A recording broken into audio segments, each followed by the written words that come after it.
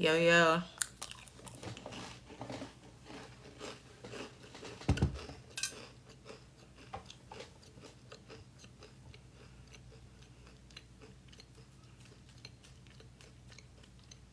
Hey, y'all. Come on in, tap the screen.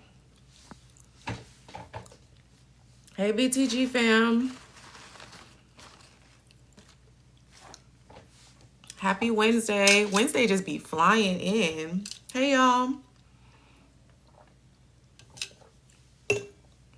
Happy Wednesday.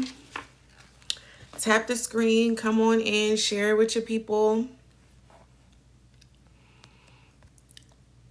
Hey, BTG fam. Let me share this out. Hey, y'all. Today was such a cute episode. I hope everybody is caught up.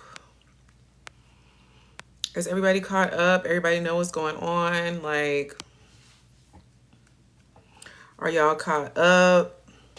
Today was so cute. Like, I love a good family turn up episode. Today was just the cutest. But it definitely left us with some questions. Like, I got questions. All right. We got some stuff to talk about.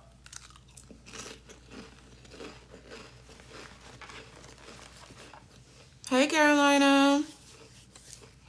Hey, Leah. Hey, Time.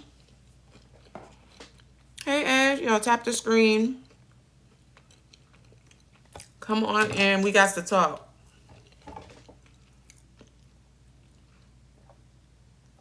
This episode was so cute. Sorry, y'all. I'm coming straight off of work and I'm like starving. So I'm just having a little snack. But today was the cutest. Today was the cutest. It made me like miss my fam. We just had a family reunion the other weekend. Hey, Karen. We just had a family reunion the other weekend, and I love a good Soul Train line. I love a good Soul Train line. Like, everybody was getting down. Everybody was getting down. I said, okay, hold on. Everybody got moves. I said, wait. Martin and Smitty was coming down. They had the little ride them. They was getting it. It was a cute episode. I love watching Vernon dance. I'm with you, Leah. I love watching Vernon dance. The way that he just gets down, he be getting down with it. Like, ow, ow. He was getting down. And then Miss Anita Williams-Dupree hit the... She was getting it. They was two-stepping. Okay? Even Naomi gave us a little bit of body roll. I said, hold on. Hold on, Naomi. Hold on. She was backing it up on Jacob. Jacob was getting it. Jacob was catching it. I said, wait. Wait. And what was so cute, literally when I finished, I clicked on Instagram just to see Lamb, who plays Isaiah. He posted the video because y'all saw him in the background on the phone. He was like on the phone filming everybody. He posted that video on Instagram, literally of them like filming the dance. It was so cute. It was so cute. Y'all go ahead and tap the screen, share the live. Tell everybody we in here talking. I know it's a little early. Usually I get on like around 8. But I was trying to, you know, I was trying to do a little early because it's, this new work schedule is getting me, okay? I'm trying to keep it together. But it was a good time. How old is Noah? I think Noah's supposed to be like early 20s. Cause Noah is supposed to be like the baby of Kyle. I think Kyle has like an older son and then Noah. Hey Nikki, we love the show too. Welcome to the fam. Welcome to the fam. The actor is 38 in real life. Yeah. He does look significantly older than Deanna. He really does. And I think they got spoiled with Samantha because Samantha looks so young compared to her. Like Samantha is like in her 30s, but she definitely looks all of 16. At least when they do her hair and stuff that way. But Noah is not Rian. He definitely looks older. He needs facial fat to... That's true. He is very chiseled. He is very chiseled. But I definitely loved his fanboy moment. His fanboy moment with Anita was just the cutest. Like, I love when they remind us that Anita is that girl. Like, whenever they come on and somebody has an Anita moment, I'm like, yeah, because she that girl. Like, she really is. Like, you would be gagged, too, if Diana Ross just walked into the local bar. Like, it was the best. Like, I love it. You said his 5 o'clock shadow is white? That's crazy. I didn't even peep his 5 o'clock shadow. I didn't even peep his 5 o'clock shadow. That's wild. I didn't even pay that much attention to him. I did not pay that much attention to him, but it was so cute. Like, I definitely loved that he couldn't even get it together. He was like, oh my gosh, Anita. And I love when people are like, oh, I love the Articulates. Like, I loved you as a singer. Like, it's not even because she's Vernon's wife, right? Like, Vernon got his own tea, but like, Anita is that girl, okay? That girl. It was a time. It was such a good time. Like, I love that they got together. It was a cute one, too. It was so cute. Like, I really did enjoy it. The scary part about it is Anita lying? Y'all, is Anita lying about that radiation going well? Cause the way that she want to turn up, and then even got a little teary eyed. Like, I know that she's, you know, enjoying the family and she's happy that she didn't go. Thank you. That's exactly what I said. Like, when she walked in the door and Vernon was like, hold on, it ain't even been that long. Like, what's going on? And then she was like, oh, it only took 15 minutes. It wasn't that bad. She didn't go, y'all. She didn't go to that radiation. Remember when she was ready to give up chemo? And everybody was like, no, da-da-da-da. I think she's over it. I think she's very much over it, and I would hate for her to relapse at the very end of this. Like, I thought we were almost out of the woods. But if she don't do this radiation, it's going to be a problem. It might end up festering back, right? Like, they got out of it. Yeah, Muku, I don't think she went. I think she just went and maybe got herself a coffee or something. And then she came back and was like, oh, it's good. They're not going to write her off time because she is that girl. I definitely don't think her or Vernon are in danger of being written off. But I don't think the storyline is over. I think even with the fact to where she was just like, I just want to party. Like, I just want to party. Like, if she did go and they said like, hey girl, you gonna need a longer process. Like you got a little more time in this radiation than we thought. I don't know. I just feel bad news coming. I don't think she went. I really don't think she went. Like, that's the thing. Like, because it was just so crazy. Like, I mean, the way that Vernon looked at her when she came back in, he was like, bro, it hasn't been long enough. Like, what are you talking about? And the way that she came in ready to party, like, y'all know how when people are sick and then when they have that burst of energy and it's like, oh, let's turn up, like, da-da-da-da-da. She had too much energy, Curry. Like, I do not think that she went. Oh, thank you, boo. They're press-ons. I love a cute press-on moment. I did them myself last night. We love a DIY moment. You agree with me, Marv? I know. I hope not, Kaya. I really hope not. But she was too excited. She was too excited to turn up. That's all I'm saying. She was way too excited to get the moment going. And it's giving I never went. It's giving I never went. Especially with her saying like,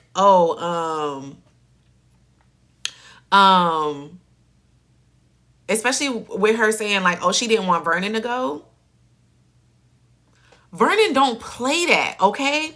If they would have gotten that car and she would have been like, I just want like coffee, like I don't even want to deal with this. And y'all keep tapping that screen and bringing the people in. I see we're in here now. Hey, everybody.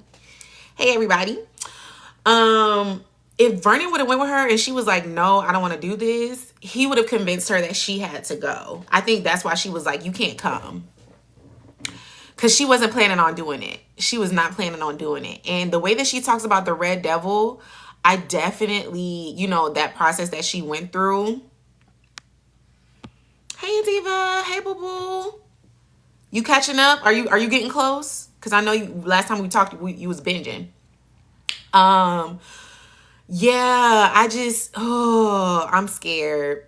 I'm scared for her, y'all. I hope that she's good. So you on 101 now? Period. Keep it pushing. You almost there. Andre definitely has a stalker.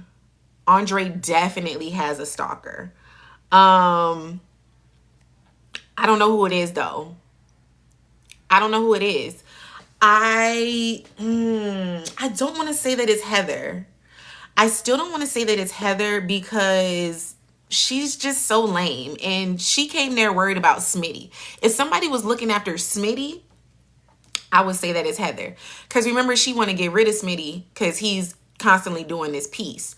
Although she needs to realize that he's not even really on that right now. Like they done put out their little fillers in his last article, but they don't have any new leads when it comes to the whole situation.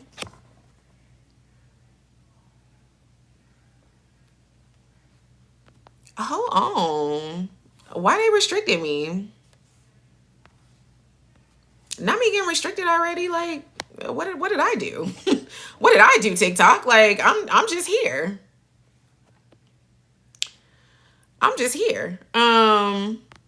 Anyways, whoa, I don't know what that was about. Yeah, so Heather is just looking out for Smitty because she's trying to figure out what's going on with Smitty. Because, he's obviously on her case.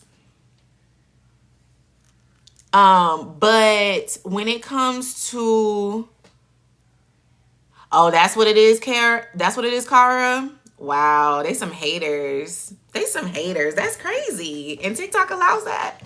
See, this is why I miss when TikTok wasn't. See, I'm not even gonna go there. Now that this is a US based app. All the BS of it all. Anyways, yeah, I definitely think that Andre, his ex-girl from Paris, is looking into him. And did y'all see how he was gonna go to Ted and confess, but Shanice walked in and like he got spooked and changed the subject? What was he about to tell Ted? Thanks for the follow, babe. What was he about to tell Ted? Cause he straight up walked in there and he wasn't gonna say nothing about the interview. He was gonna talk to Ted about what was ailing him. Right? Like he was gonna talk to Ted about what he was freaking out about.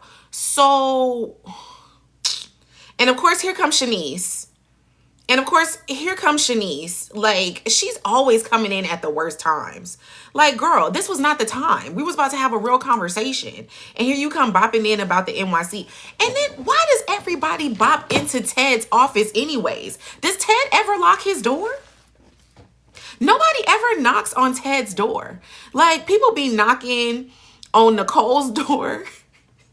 Y'all, why don't people ever knock on Ted's door? They just be walking in.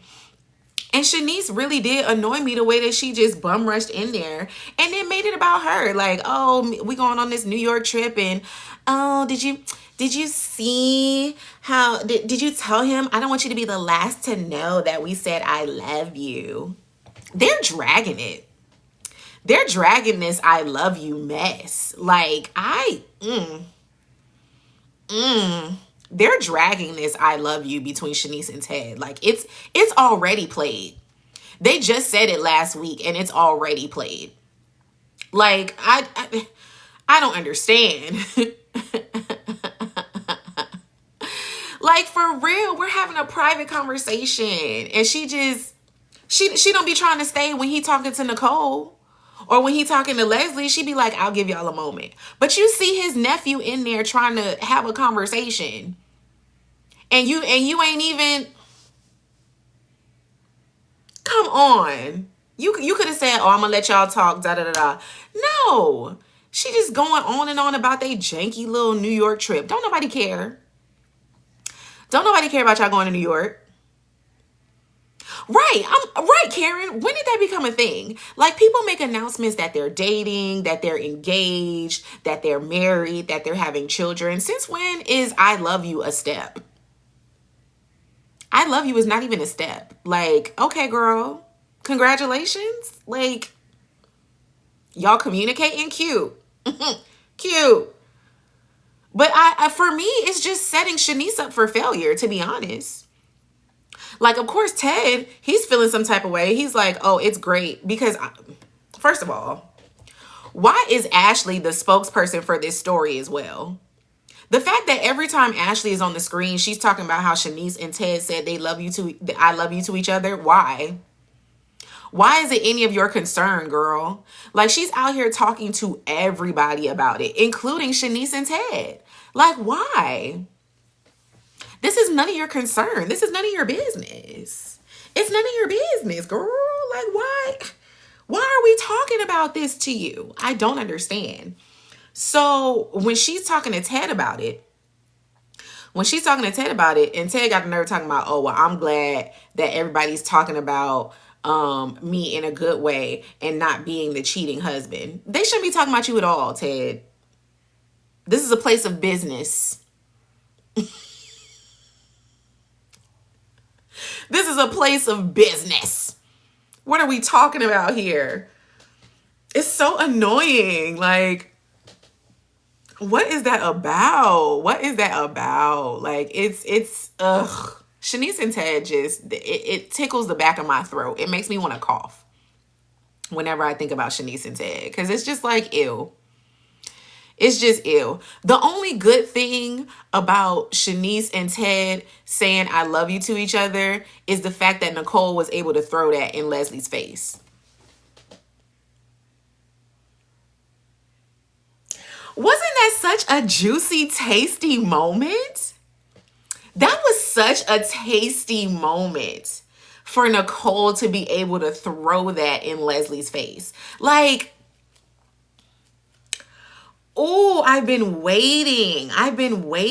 Because Nicole hasn't had a moment of satisfaction with Leslie since she Gangnam styled her in the Orphe jeans. And that was like last season. Like, it's been a minute. It's been a minute since Nicole was able to get buck, So, and I'm glad that she took the moment, right? Because Danny was about to have it. When Danny got the little butter ife, when she got the butter ife and she was like, say something else to my sister. Because once again, Leslie set herself up. Why does Leslie feel the need to run into these situations? No one called for Leslie. No one said, hey, Leslie, what you doing?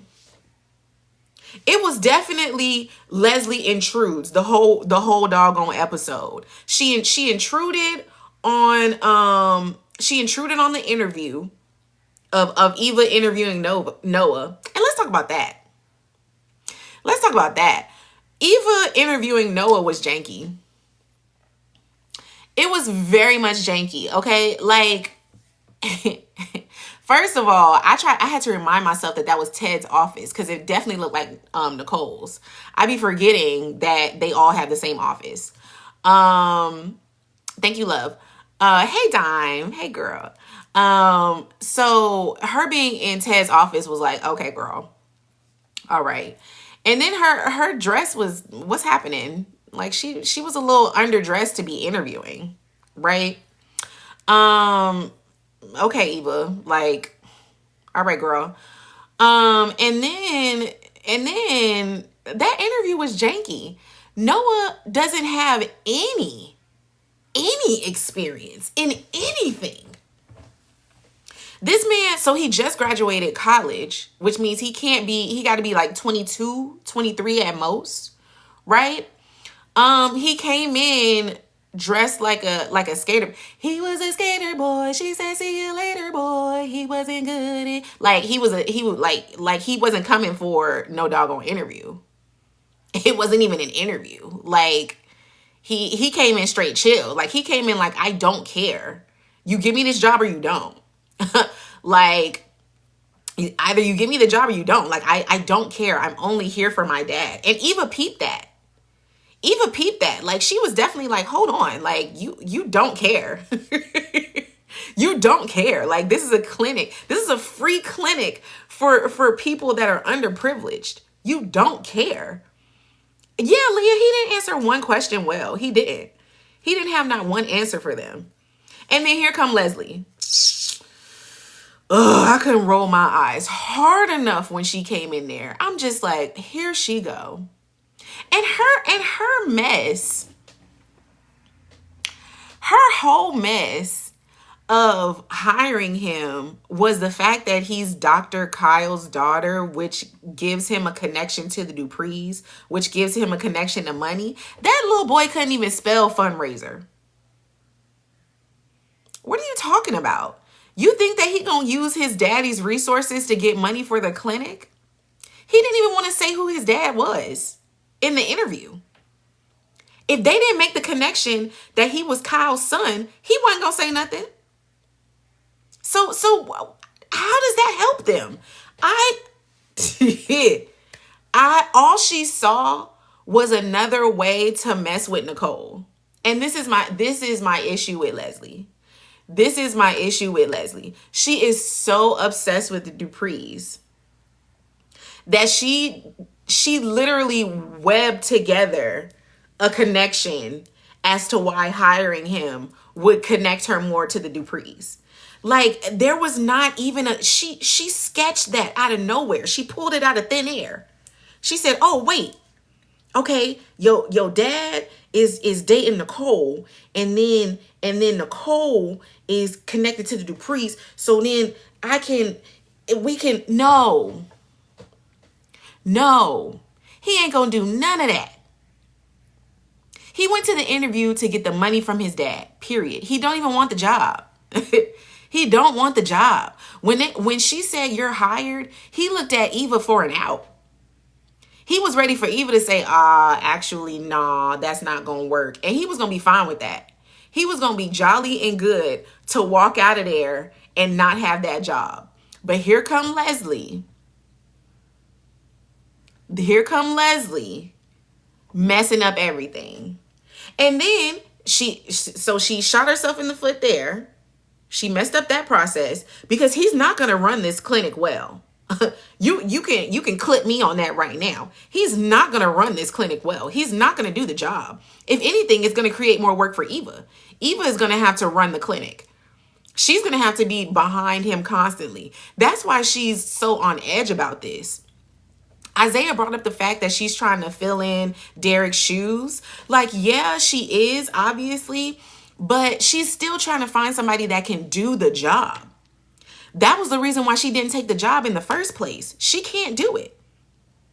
She wants to stay doing the job working for Ted's company. She doesn't want to fully run the clinic. So she needs somebody that knows how to handle the job. Hey, Tamika. She needs somebody that knows how to handle the job. So it's not even about just filling Derek's shoes. Like, I understand, yeah, you may not find somebody that's as enthusiastic about the job, which is also janky. Because anybody that's in healthcare better be enthusiastic about the situation, because it's a tough job in any aspect of healthcare, especially when you're dealing with underprivileged people. Like, you need to be passionate about what we're doing here. So Eva wasn't asking for too much when she was like, this man is not excited about this job. Like, he really don't want this job. Like, it's not going to be good for her. He's not going to be in that position long. I'm telling you right now, he's not. Knowing Deanna gonna run to the, no, facts. Deanna gonna have to help him run that clinic for sure. But it's gonna all be on Eva. It's gonna all be on Eva, and he's not gonna make it long. He's not gonna make it long at all. So yeah. So they do the interview. Leslie completely overrides Eva. And that was janky. If I was Eva, I definitely just would have been like, you can go. You're not hired. I don't care what she says. Like, investors, she's an investor, and she may be an investor, the owner, I don't care. She's not doing the day-to-day. She might know more than you about this process now, and that sucks. I need my manager to know what's going on. I need my manager to be able to run this, and he ain't got it. He ain't got it, okay? What does Deanna see in him? Mystery. Deanna is a chip off the old black block of her mother. All she saw was a bad boy with the guitar. That's all she saw. She don't care. You see, now she's getting less interested the more she realizes how connected he is with the family. Seeing him be Dr. Kyle's son in front of the Duprees and stuff, she was like, ugh, I didn't know we were this connected. I don't like that. I don't like that. My mama might actually like you. You come from a good family? What's that? What's that? Ew. You know? So, yeah, Leslie is definitely setting Eva up to run it for sure, because he's not going to be able to do it at all. At all. So then Leslie, she takes over the whole interview. She messes up the interview. She hires Noah prematurely. Then she runs to the country club. Does she have tracking devices on Nicole? Because how did she even know Nicole was at the country club? Like, what? Like, how did she even know? I can see Deanna saying, not a normie. Right. Not a normie. How did Leslie know that Nicole was at the country club? Like, I would like to see the in between of Leslie looking for Nicole. Like, did she go to a few places? Did she go to Nicole's office after the interview to throw it in her face, and then saw that Nicole wasn't there? So then she went to Uptown, and then she went to the club. She be looking for Nicole. She be where is she at? She be looking for Nicole. Okay? She's obsessed. You know, they only have 4 buildings in the city. She's obsessed. She went straight to Nicole, and Danny was like, eh. But I love that Nicole was like, girl. Because once again, here come Leslie being disrespectful with her mouth. Coming over here talking about, and I just hired Dr. Kyle's son.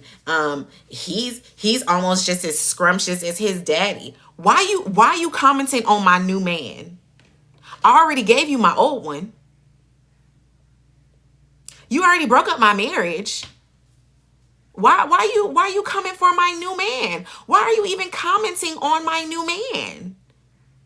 First of all, then you commenting on my love life again, talking about, so does he know that his dad is part of the lineup? Why would he? Why would he know that his dad is part of top 5? That's none of his business. Just like it's none of yours. That's none of your business.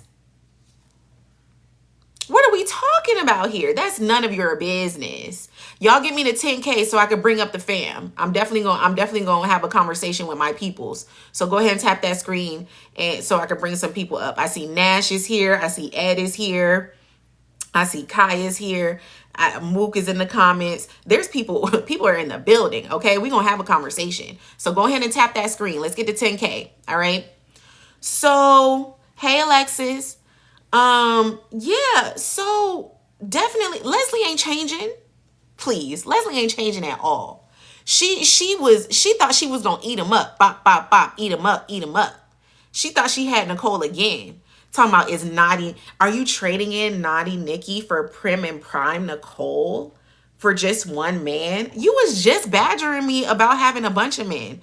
Now you're badgering me for having one? Get out my face. Get out my face. And see, that's the thing. She's not going back. She never changed. Leslie never changed. Like, please get out of my face. So it was so juicy when Nicole said, girl, Ted ain't worried about me or you. First of all, you're obsessed with me. Because we ain't even got to be talking. We ain't even got to be talking. Hey, Moa Kisses. We're talking about today's episode, okay? Between Monday and today. So we're all the way caught up. It's one note with her. It's one note with her. So, you know, Nicole hit her with the, well, Ted and Shanice said, I love you. And what did Miss Leslie do?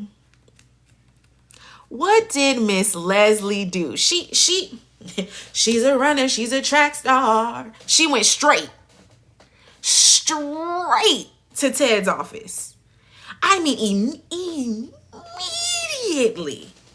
Did we even get an in-between scene? I feel like even the show went from that scene to her talking to Ted. She got on her broomstick and took off. Okay? Elphaba style. She got to going. I mean, oh my goodness. She went straight to him. Now let's talk about that conversation though. Let's talk about that conversation between Leslie and Ted. Straight to his office. Didn't collect go, nothing. Okay. Ted straight up told her that she is delusional.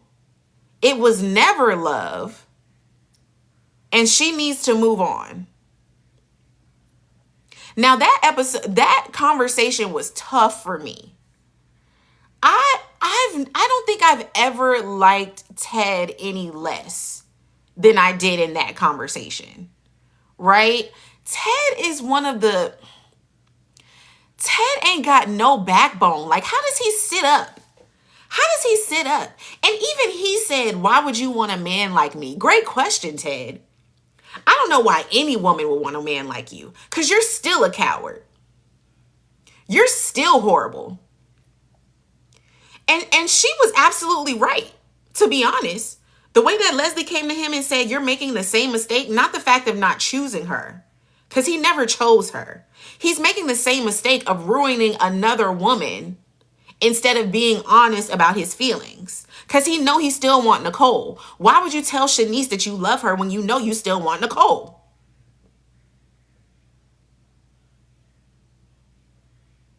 I mean, seriously, what are we talking about here? You still want Nicole.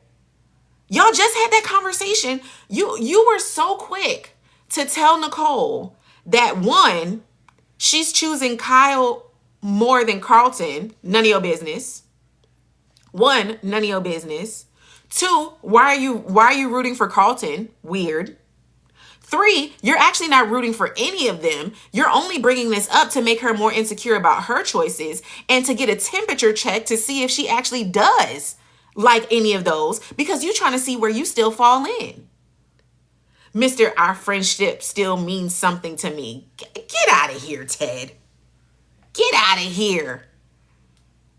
I still cherish our friendship. I still want to be the one that you come to confide in. You don't get that treatment, Ted.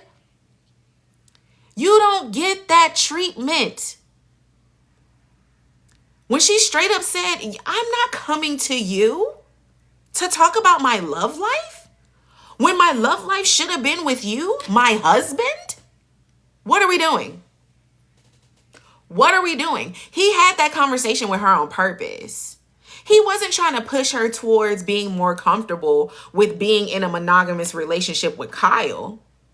He was trying to make her realize that things are moving and that they still have a chance. He was trying to make her realize that nobody would know her like he does. He was trying to make it clear that, girl, you can be kikiing with 1, 2, 3, 4, 5, but they'll never be me. They'll never be me.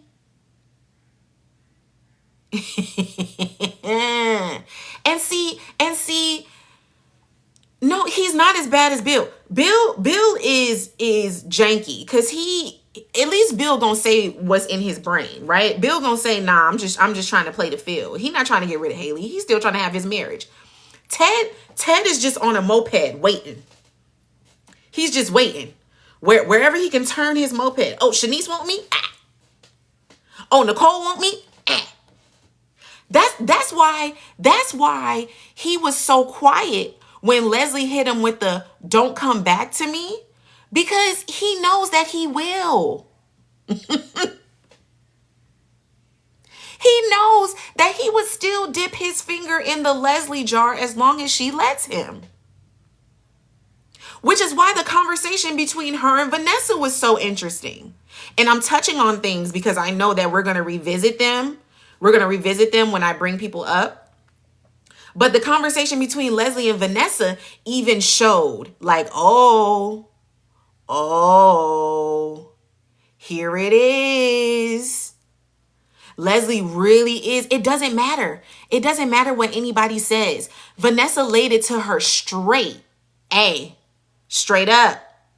You looking dumb out here in these streets, girl. He got you looking crazy in these streets, girl. You've been here 1.5 years and he still ain't give you no play, girl. You've been doing these things and it's not working. He got you looking crazy in these streets. And she still about threw her drink in her face and said, don't talk about me. Don't talk about me. Well, she needs to. You need to listen to somebody. Oh, I see we hit 10K. Shout out to 10K. All right, well, I'll invite my people. I just saw Ed come in here. But yeah, look, at the end of the day, at the end of the day, Vanessa was right. Okay? Vanessa was right. And it ate Leslie up. It ate Leslie up that Vanessa was right. Because she knows. She already knows.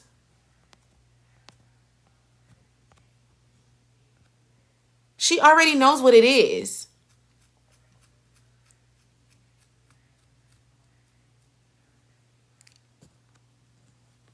She already knows what it is. And I'm going to invite the girls so that we could talk about it.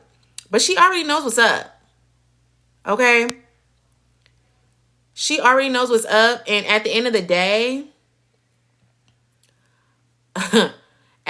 Vanessa was right. But Leslie gonna get Nicole back for that little tidbit. I'm telling you that right now. Y'all keep tapping the screen. My people coming up soon. Leslie is gonna get Nicole back for that.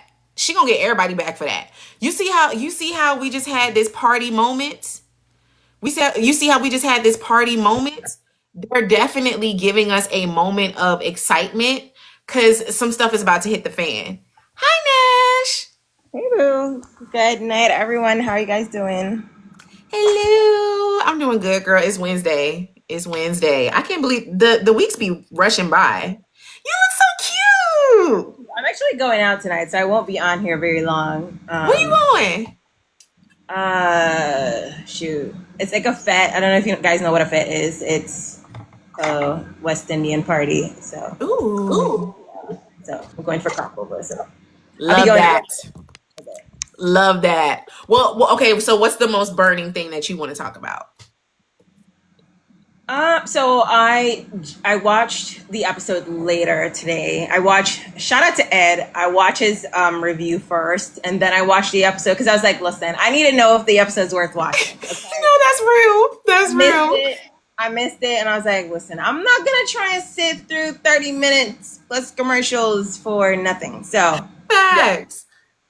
So I watched Ed's episode, Ed's recaps, and I was like, okay, it sounded pretty, and it was actually pretty good in comparison to other episodes. So yeah. I do want to say though, even though I do not like Leslie, I'm not a big fan. She irritates me, especially now that they've kind of dumbed her down.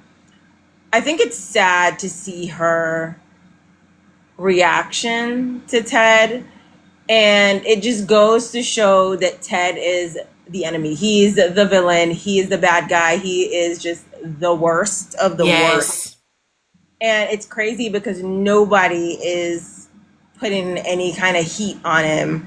Nicole is like granted, yes, she is, still hurt by it, but clearly she is still into him, right? Just based on her when she heard about the whole I love you situation, her reaction alone is like, oh my God, not you too. Like, Danny is you too, like seriously, so. Yeah.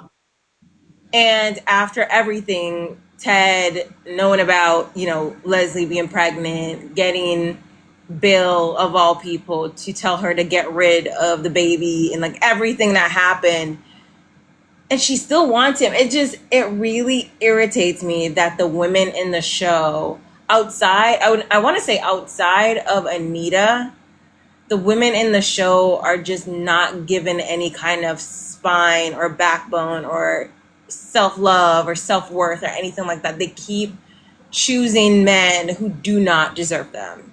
And Leslie's cuckoo. This is not me saying Leslie, is perfect or whatever. But let's be for real. Nobody deserves Ted. Like nobody. I wouldn't wish Ted on I mean, the way that he gaslit her to basically tell her like, oh, it was never love. Like, but you said that out your mouth, bro. Like, that's the thing. That's the way that she really crumbled in front of him and was like, bro, you made it seem like if you weren't going to be with Nicole, we were the next family. Even I were the next in line. And now you have us and you're still going around me to be with somebody else. Like, I'm telling you that I'm here. And he's straight up telling her to her face, like, I never wanted that. That was never a thing. And it's like, oh my God, I would have freaked out too. Yeah, because his words didn't match, right? Because he was clearly, in bed with her, taking his kid over there to like, that also trifling. I don't know how Nicole forgave him for that. Cause like you could be doing whatever you want to do, but you took my child to your psychic house. Literally.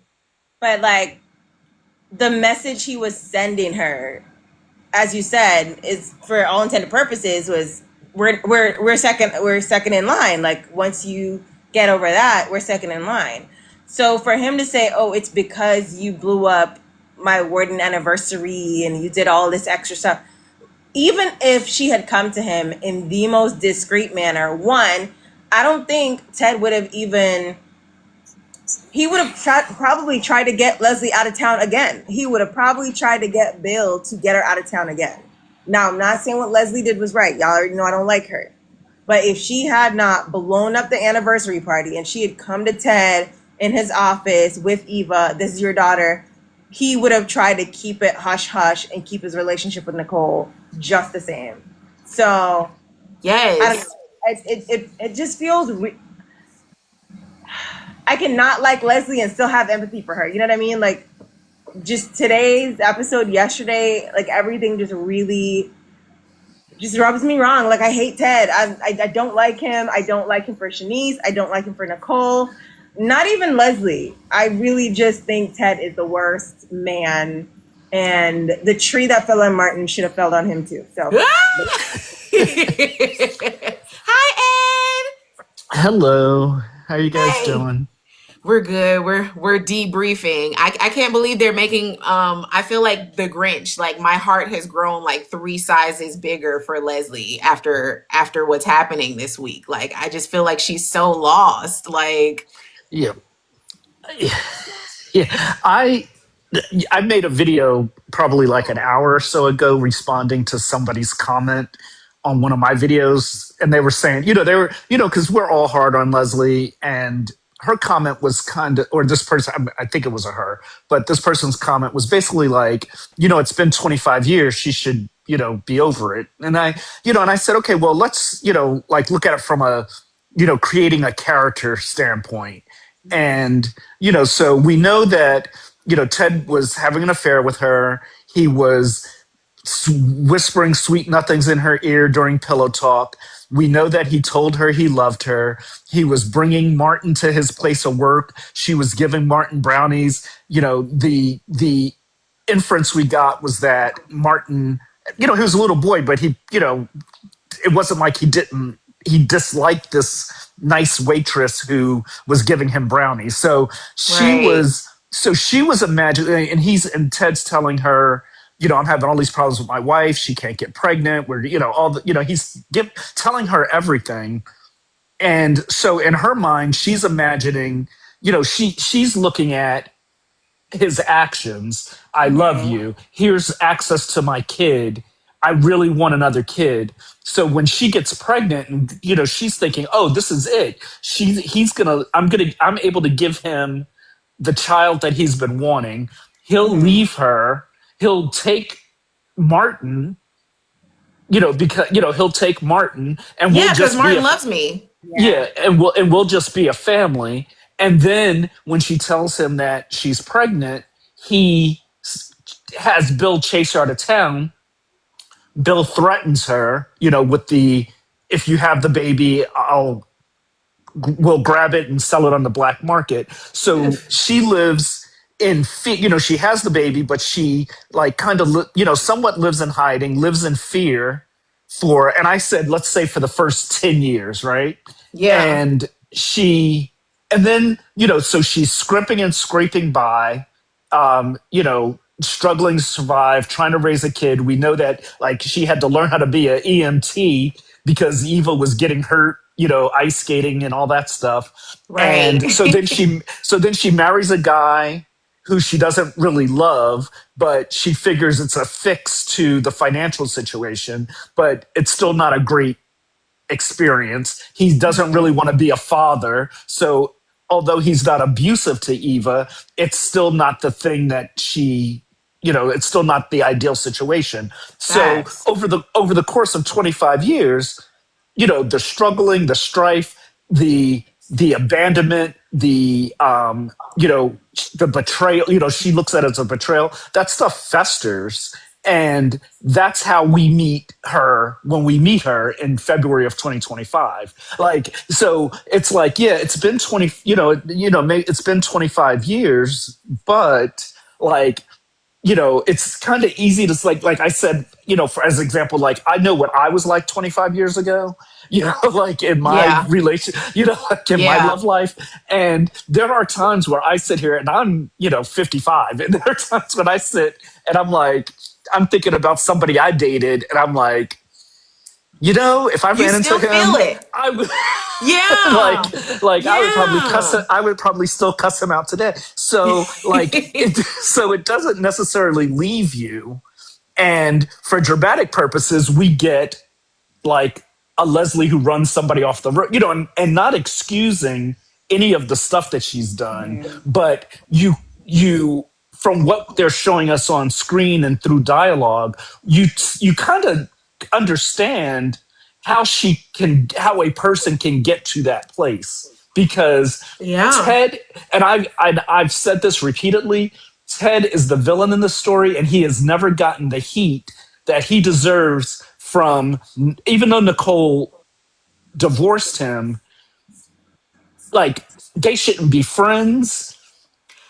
Oh my Eva should gosh. Yeah. Eva should have had more heat for him, and Leslie should have had more heat for him. Like Yes. he has skated through this whole debacle. It definitely showed a lot, and y'all keep tapping the screen. It definitely showed a moment of an interesting angle for me when she brought up, oh, you just care so much about what people think. And it made me realize this is how she justified him telling her to leave. It wasn't that he didn't love her. It wasn't that Mm-hmm. he didn't want the baby. It wasn't that he didn't want the family. And this is what her festering hate for Nicole comes from. It was him wanting to save face with the Duprees. This is why she hates the Duprees, because it was him trying to be this certain person for them. That's the only reason why he didn't want her around, which is why he sent Bill and not himself, why he still is talking to her now. Like all of these pieces that are landing together, it's like, oh, that's how she was able to hold on for 25 years, because she Yeah, still doesn't blame him in her brain. She still gives him the out of saying, oh, well, you just care too much about what people think. yeah. I think that's a really good point. And the other thing I think is a choice that's being made through the writers, producers, the network, the studio, and the collaboration with the NAACP. And I made a video about this too. Is that I think that they're being a little too precious with some of these characters, in that they're afraid of letting them, especially like the black men, and in a lot of cases with Leslie as well, be true villains, being the true archetypes that we would normally get in soap operas. Because when a lot of us started watching, last year, we thought Leslie was gonna be Sheila from Bold and the Beautiful. Yes. Like Yes. that was the energy she was giving. And I think Ted for me truly is like a bad guy, and they try to cushion it a lot. And even and I think Bill is definitely like a more complex character than Ted is. Like, I think Ted is pretty much straightforward, one of those douchebags that we all know. Bill, I think, is a little bit more, layered and complex. He's still like not a great guy, a bad guy, but I think he is a little bit more complex. But the setup for Bill in the beginning was that he was going to be a villain. The Yes. expectation was that he was going to be a villain, and you could still be a complex, layered villain, but like Bill has really not. I mean, other aside from the way he treated Danny, Bill has not really done bad things. In the That we course of know of. this, I mean, in the course of this year that we've seen on Yeah. air. With Ted too, he's constantly doing things. Like as you said, Bill hasn't really done anything per se now recently, but Ted is constantly hurting people. Whether it's Kat, it's Nicole, it's Shanice, it's Leslie. He is constantly being Mm-hmm. just the worst human being, and in every single facet. Because even with Bill, trash husband, absolutely trash husband, but he is a great father. We cannot say the same for Ted. Like, there is Mm-hmm. no redeeming quality about Ted as a character. So I really wish I would just lean into that and like really and truly make everybody hate him. Because for me, Kat has no reason to like be doting on him as this wonderful father. Nicole has No. absolutely no reason to want this man back.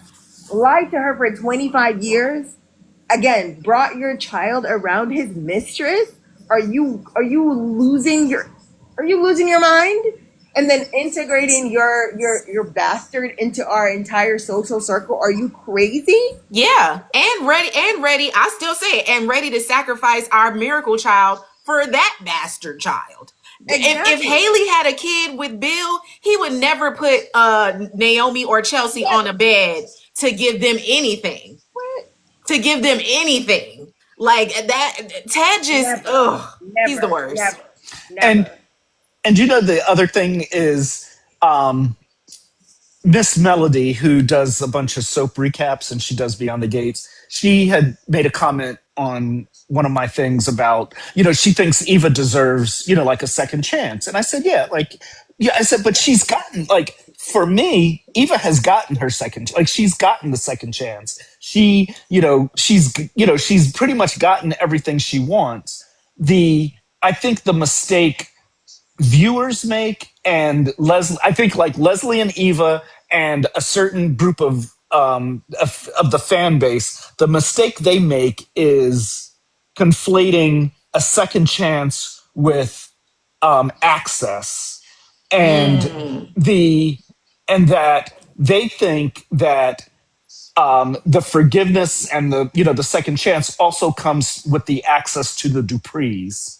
And and it's like, no, it really doesn't. Like, they can, you're like, okay, well, we're over, certain people can be like, well, we're over it, or we can look past it. But that doesn't mean, it's just like when Leslie, after the anniversary party, when Leslie went to the Dupree house and was like, I just want you to involve Eva in the cousin birthdays and all. And it was like, they're not her cousins.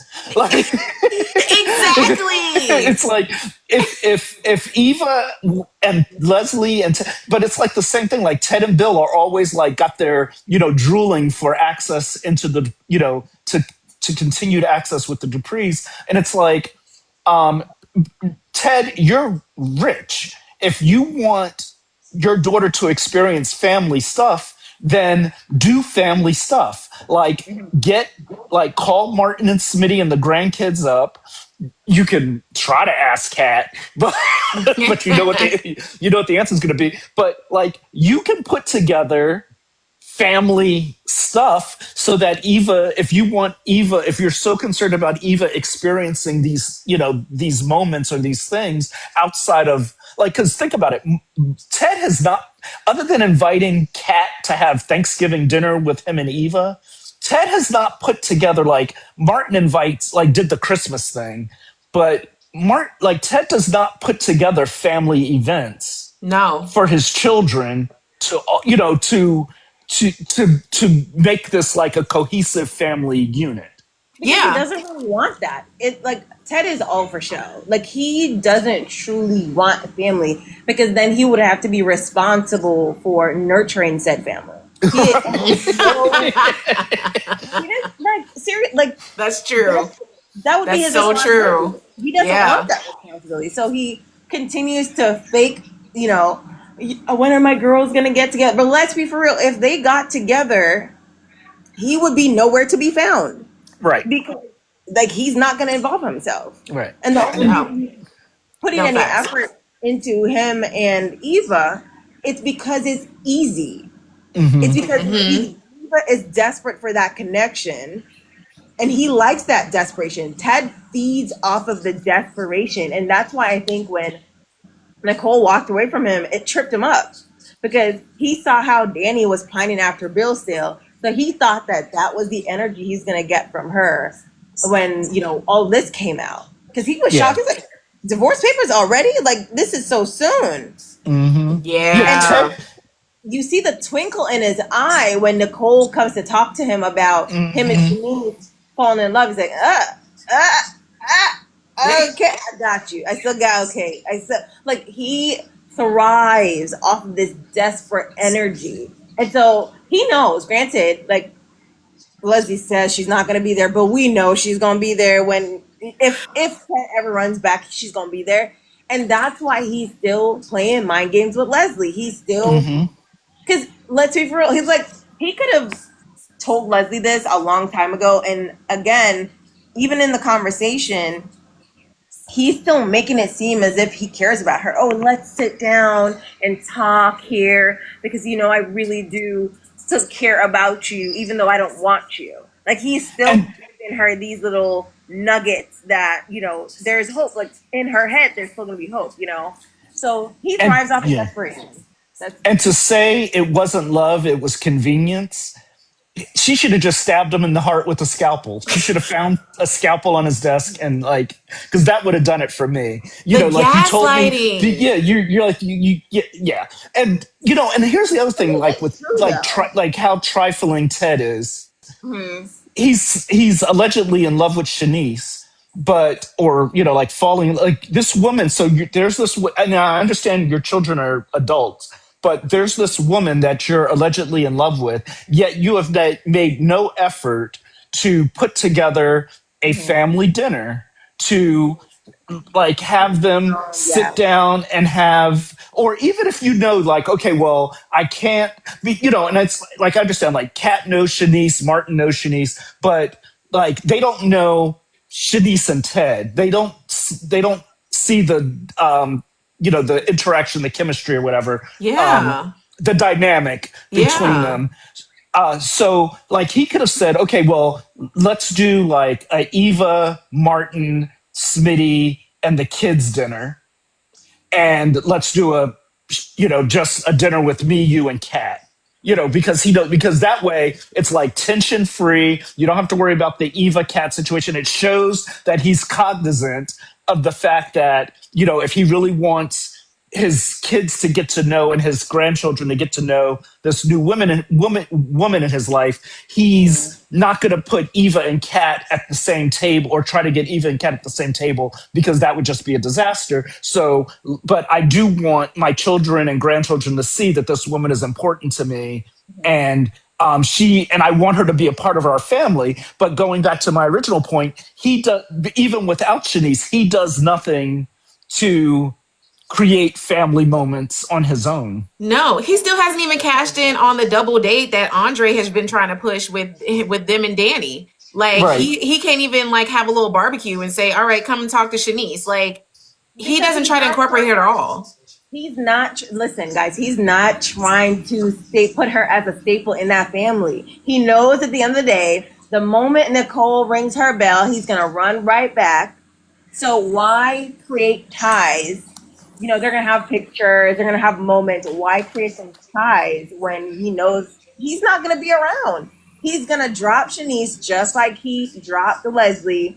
He's gonna continue to string her along until Nicole finally gives up on this whole Carlton Kyle situation and she takes him back. Like that's I literally. absolutely agree. I absolutely agree. And that makes me want to bring up even this point. When Vanessa was trying to get Leslie together, she told her that she wouldn't last 5 minutes in Ted's world. I've never thought about Ted as the elitist guy. Like we talk all the time about how Bill was after the Dupree's money, but the Richardsons kind of got their own money a little bit, so he's able to like da da da da.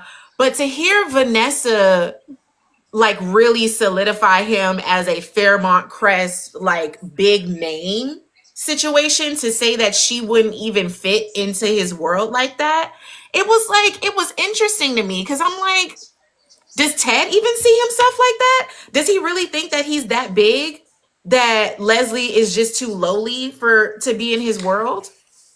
You know, Go ahead, Nash. You can take this one. So I've always struggled with the idea that if Ted left Nicole, he would still be a part of Fairmont Crest. Same. I've always struggled with the thought that they would that have like not that Leslie wouldn't have wanted it, because and again we still don't know the like how rich the Richardsons were. Like Right. you know um assuming that they did have some money, but um oh my goodness, breaking news. Sorry, breaking news. What happened? I'm going to interrupt this for you. Slick just sent me a message. Jamie Giddens, who is a breakdown writer for Beyond the Gates, is moving over to Young and the Restless as the new head writer. Oh. Familiar with Jamie? He was a writer, and he's an Emmy-winning writer. He was on Days of Our Lives. Yeah. Before that, he had a primetime show on OWN called Ambitions, a soap for one season called Ambitions. Then he went back to Days of Our Lives briefly, then over to Beyond the Gates. So Beyond the Gates is losing Jamie to Young and the Restless. He's staying in the CBS family, but I just wanted to share that little tidbit. Interesting. I hope he's replaced with someone younger. Maybe this is the millennial that we need. He's like in his 40s. Oh, so he is a millennial. Come on now. What's happening? Yeah, he's. I don't think it's the age. I might be aging him a little bit, but he's not. He's not. You're breaking up a little bit, Ed. I can't hear you. You're breaking up a little bit. How's this? Is that better? Yeah. Yeah. Okay, I was charging my phone. Oh, facts. So, but back to the original thing. I just don't know. Like when they go through the whole like Eva would have been a part of the cotillion, all that stuff. I just am not sure that that's true. I think the writers failed at developing the other characters. Unfortunately, I think Anita and Vernon were as far as they thought based on the character development, and then all the other characters feel like they fall short. It's like they said, okay, we have this singer, we have all this background with Anita and where she came from, and like her and the group and the Articulate, and then we have Vernon, and then I feel like after that they just kind of just started putting things together on the fly. Like it doesn't feel like the other characters have a lot of depth. Because for us, we're like, no, she wouldn't be a part of the cotillion. No, she wouldn't have had the same life as Kat because that's a Dupree thing. But now they're trying to tell us that the Richardsons also had some sort of tie into the community. But it's been, 2 seasons and we're just now learning this information. It just doesn't feel authentic to the story. Yeah, and I also don't buy that because they've shoved down our throats the fact that they met at this medical retreat somewhere outside of the country. If he was so embedded into this world, then he would have known who Nicole was at the very least, right? Like they would have. Yeah, like, she brought him into Fairmont Crest. They met in Hawaii, and I don't. Bill went to Banneker with Doug. I don't know where Ted went to school, but I thought Ted went to school. Somebody who has a better memory. I don't remember them mentioning where Ted went. I don't think he ever said that. Because Ted and Carlton knew each other in college too, I think. Yeah. And I know for sure that he's not a Banneker man. Like that's definitely that's definitely a thing. Because even Bill, there was a moment when even Bill said in Ted's presence, like, oh, that's like a Banneker man. Like he said something about, Banneker men. And Vernon went to Banneker. Like I do remember that was another thing that Ted was kind of like left out of, the fact that he wasn't a Banneker man. So yeah, no, it's like with this whole situation, you're right, they underdeveloped the Richardson clan. Even for us to accept the role that Andre plays and the life that he lives with the fact that, oh, I can kind of do what I want because my parents left me this fortune. It's like, from where? Like they don't even really talk about what his parents' practice was for them to just be able to leave him such buku money that he can just enjoy his life, and never have a question, But yeah, I wish they'd like at least even say maybe that he came from something similar to Fairmont Crest, but like in a different part of the country. That would make so much more sense. Yeah. You know what I mean? Like he's already used to this kind of behind the gates lifestyle from a different, maybe, Beverly Hills or whatever,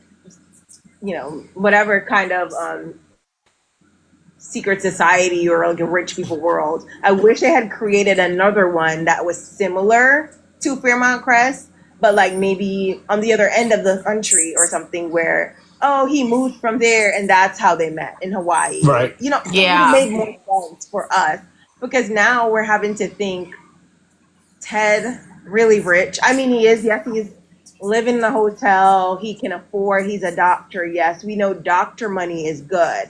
But Dr. Money isn't generational wealth good. It's not Right. cotillion, secret society. We have, Hmm. links across different people and politicians in our pocket type good. So Because if that was the case, then Kyle would have bought a house behind the gates and not a 1 bedroom condo to where he can't stay there because his son is living there. Like, yeah. why Kyle pockets ain't deep enough to have a place to fully That's stay? the other thing too. And I said this in one of my videos. Like, are they underpaying people at Garland? Like, Grayson had to go out and do plasma stuff. Barton. Like, come on. Like, at some point, we're starting to like lose the plot of it being behind the gates and wealthy. Like the line between who's really wealthy and who's regular and a normal person is blurred. It's Yeah. really blurred. I Apart from Vernon and Anita and Ed, you talked about this in your video where we don't even see the people who work for them. Like, they are just off screen. For all we know, they could make these people up. Like, Vernon and Anita could be talking about this person and they don't really exist. Like, you know what I Yeah. mean? Like, we never see this wealth that they keep trying to talk to us about. And so everybody just kind of looks regular and normal. And so it's really Agreed. just hard to believe that Ted is this, and he doesn't give off the posh, snobby, he doesn't give No. off either. And that's the only time when I'll mention original Ted, because that's the one thing that I do think that he had Dapper. outside of this Ted. He definitely had that regalness about him to where it was like, oh, he knows. Like that, He did. he got He money. did give. He did give wealth more than this Ted does. Yeah, you're Yeah. right. You are right about that. Like, yeah, he. Yeah, because even in the opening credits, like I always was kind of like, what did they dress him in? Like he was in that white, like tux, like weird tuxedo thing, but Yes. it definitely gave wealth where they have Keith more casual and just like a suit and open collar Yeah. shirt. And so it definitely gives like Keith, like, not Keith, but this version of Ted was like, came from middle class and, is, Yes. now has some wealth. Plus, the other thing is that like, I don't, again, not really knowing the level of wealth of the Richardsons, like, how much like Ted should still be paying off student loan debt. Like for all Hey, facts. Facts. And even when it because comes to his chain, I said, y'all gave him this janky platinum chain. Even Jacob's chain looks better than his. Like, he doesn't give money. He does not, he just doesn't give that to me. So I would love for them to establish that a little Need to more. revisit his wardrobe and just revisit that. Yeah.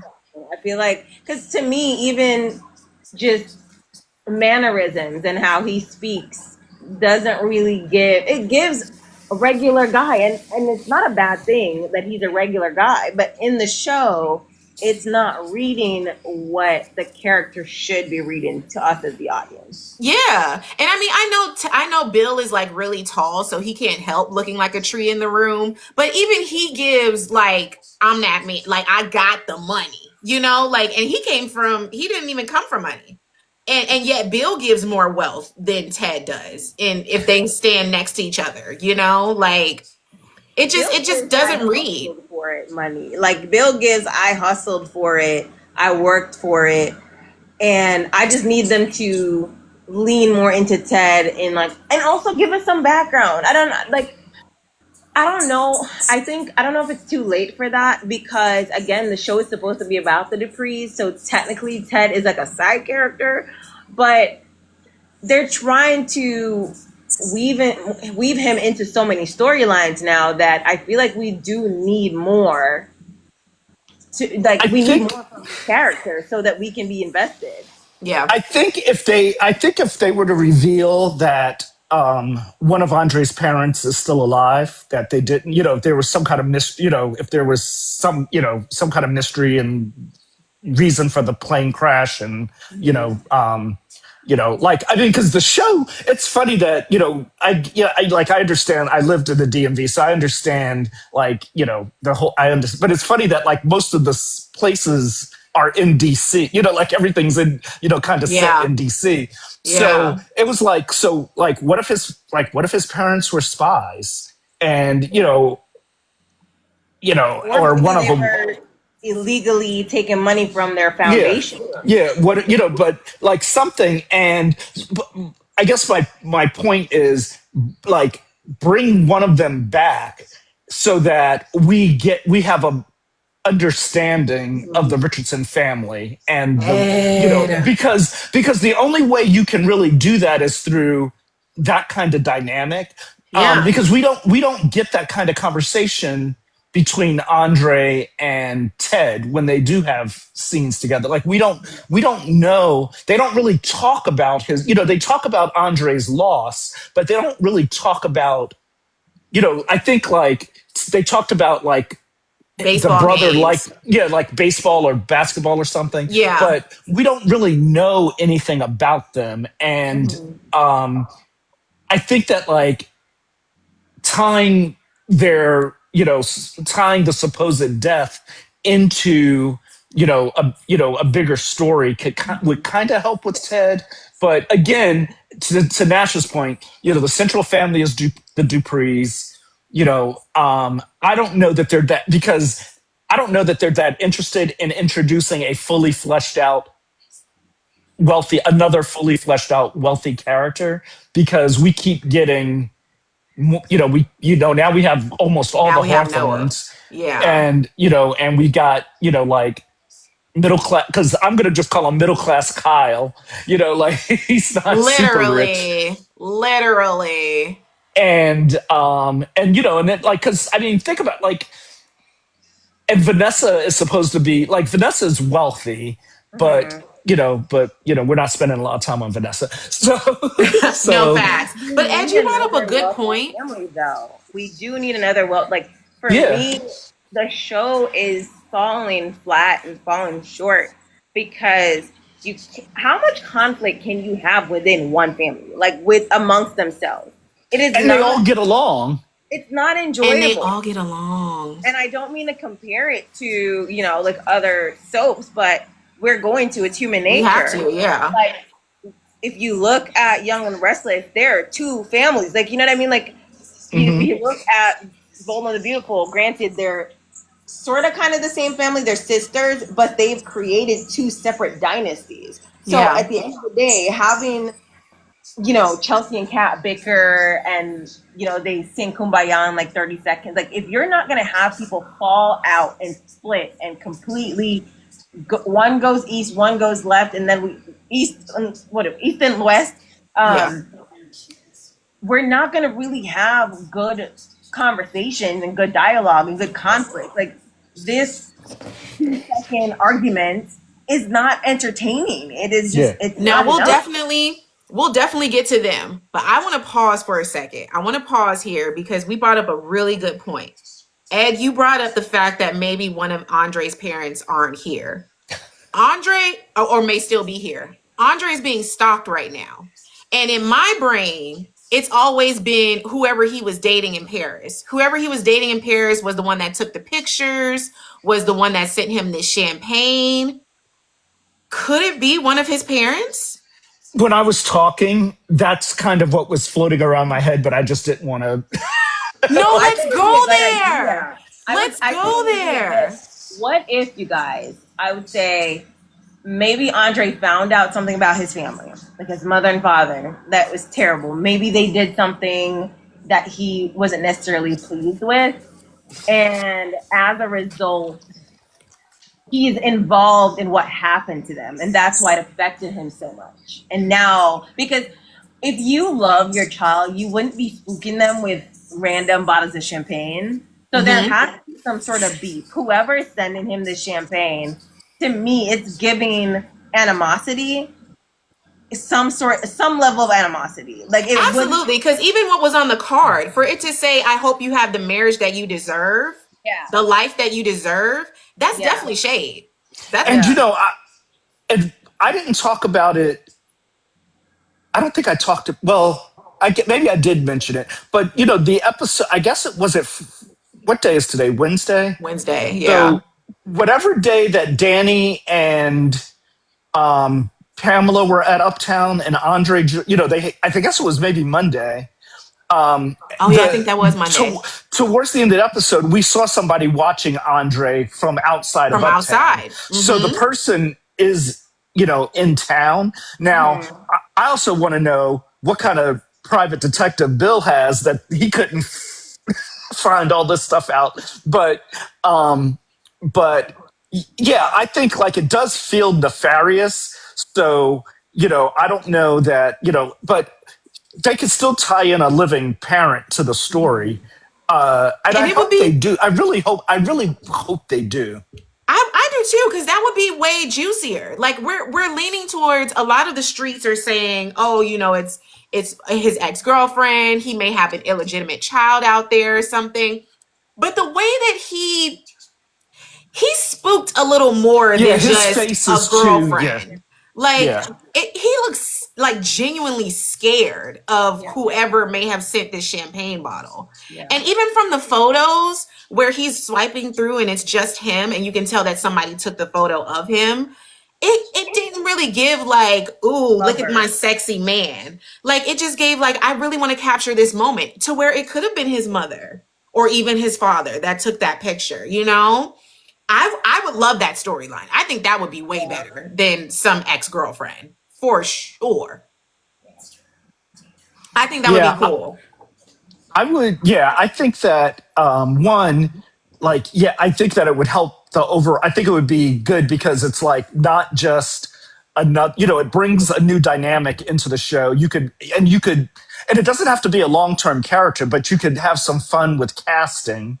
Like you could get a, you could cast somebody as a guest star for whatever, however long the arc is, and you could tie it in. It could, and possibly be tied into, you know, some other established characters on the show. Another thing I was going to say is that, Andre, because remember when we didn't know who the Impaler was, and everybody was like, Kyle is traveling around a lot. It could be, him. Like, what if Andre could have been a spy or some kind of, he could have some kind of, background that, photography is just a cover. Like he's good at it, but it's a cover, and it's a lot because he's been to all these countries, and that being a photographer can get you access into embassies and to, all these things. He's Without really attractive and being he's charming. acknowledged. Yeah, and Yeah. nobody, and he's in the background because remember he likes to be in the background. That's part of and so like I feel like there's so much juicy opportunity to play out in this story and also get us away from so much of the hospital stuff. Yeah. I want to tear that set down. I am waiting for the day that set goes away and I never see it again. Like I hate that hospital set with a passion because like we already have medical soap operas. We have so many medical dramas. Like we're expecting behind the gates. I want to see inside people's rich, luxurious houses. I want to see chandeliers and crystal glasses. I want to see paintings that technically aren't supposed to be on display, but were stolen from somebody's private collection. Like that's what I want to see, that kind of vibe. Yes, and like we better see in this hospital constantly over, especially at this nurses station. We are stuck, and when we're not at the nurses station, we're in Dr. Monica's unpacked office. Like, with my goodness. And we better see Kat's condo, the way that she keeps talking about how they're furnishing it and everything. I want to see. Because take away Ashley's little janky apartment. No one cares about Ashley's apartment. I want to see Kat's new condo. That needed to be overlooking the city. It needed to be high rise. I needed to give wealth. I needed to be Kat. I want to look at the condo and say, that is Catherine's apartment. I wanted to just dude, young, rich, black, like woman. Like that's what I want. But I feel like I'm setting myself up for disappointment. Oh, no, that's fair. Y'all keep tapping that screen for sure. Keep liking it. Here's the thing. I think they should have done is they should have made Barrington Towers a part of the Fairmont Crest gated community instead of making it, like down the road or whatever. They should have, like, because there are gated communities. There are, communities that have single family houses, they have condos. They could have, and then you would have, and Kat could have bought a condo, like she could have bought a penthouse, in Barrington Towers, um, but it's still in Fairmont. It's still in Fairmont Crest. Kyle would then be living in Fairmont Crest. The, you know, who was I? Ted. It would give Ted a place to live because the fact that the majority of these characters don't live in Fairmont Crest is crazy to me. It's What's the point of crazy. what's the point? Again, I've said this before. Like, what's the point of the name of the show? Like, what is beyond the gates but the country club? They Literally. go beyond the gates, what, 2 times a week to eat food, regular food. We're not even seeing the opulence. Like, it's I don't know. No, Yeah, and 'cause and once it's again, the access, like you were saying, even when it comes to the access is still too open, right? Like even now, okay, Colin got enough money to get a house, but now he's a member at the country club. He done bought himself a membership. Leslie had to buy a whole wing to get into the country club. How much money did he pay? Because you saw Anastasia had her little flirty moment. I said, "Oh, girls, please sit down, please. What is happening?" But even for Kyle to be a member now, it's like, where is the exclusivity? Like, well, yeah. Well, you know what was also crazy about that? I'm glad you brought that up about Kyle being a member. Is that in the same episode they talked about how they took Joey to lunch. yeah, the board, Um, yeah. yeah, and I was like, so if they're taking him to lunch and he's a hero now, why doesn't he have a membership? Why is he still Vanessa's And that's guest? just weird. That is just, I feel like no matter how much good a terrible underground con artist criminal does, no upstanding gated community, people of upper echelon society would take them publicly out to dinner or lunch to be seen with them. Like, it's like nobody in the show is moving like an actual wealthy person. They're not Yeah. moving this world that way. They wouldn't be seen in a circle with Joey Armstrong. That I could not imagine. I couldn't. Even the fact that, Joey he's still moving around like he is a member. He set up their dinner reservation at the country club. Like, I'm like, what? When they're sitting at the table and Vanessa's like, I might just take away my membership because of how Anastasia treated you. And he's like, well, just keep it. No, we're just having fun. And it's like, since when do you get to move around like this? Like, And you're that's why not. they should just have them. That's why they should just have. I mean, it's like, to me, it would just be more dynamic and interesting to have, the guy who's supposed to be the big bad in the community for conflict and for drama. Yeah. Because, I mean, as ridiculous as it is, look at Sonny Corinthos on GH. Talk about a medical show that doesn't do medical stuff. But um, but like, I mean, even though obviously they just live in the town, but it's not a gated community or anything. But like now he's on the hospital board. It's like now he's they just put him on the hospital board of General Hospital, and so and he's a known mobster criminal, spent time in prison, and and there's some things that you just kind of allow for dramatic license, and you go, okay, because it's going to get you to the thing you want to get to. So Yeah. it's like and I think like the whole, like, what was the point of making him a hero during the tornado if he's not going to? Because to me, a person like Joey would leverage that to. Right. There And we it's like, go. and it's like, for a while, I was just giving that to Vanessa. I was just saying, oh, Vanessa is calling him a hero because she wants to make Joey once again seem better. But Yeah. now they brought in the board saying that the board took him to lunch, so he is a certified hero. Like now we're playing around with semantics here. Like now it's like, what's the storyline with that? Like And that's this, crazy to me. I feel like, and then again, I feel like they missed the mark with the Impaler storyline, because that would have been a perfect way for them to say, you know, Eva needs a liver. Kat's not a match. Nobody's not a match. Here goes Joey, who has to go to his sister. Hey, I need you to get me a liver. I know that's not your dealings. I know that's not your thing, but get me a liver. Here, board and people of Fairmount Crest, I'm giving you this liver to save one of your own by extension, right? Now, you owe me. That would make more sense as to why they're taking him out to lunch, why they're accepting him into society. Him taking a tree off of somebody is not a hero. I'm sorry, it's not a big enough thing to erase who he is as a person. It is not a big enough action for everyone to now be 180. Well, Oh God, we love him. He's amazing. he pushed the little blonde white girl out of the way of the chandelier. So that's And there it that's the hero. is. That's And the there it hero's journey. is. A hero's tale right there. He saved the blonde. I It don't know. happened.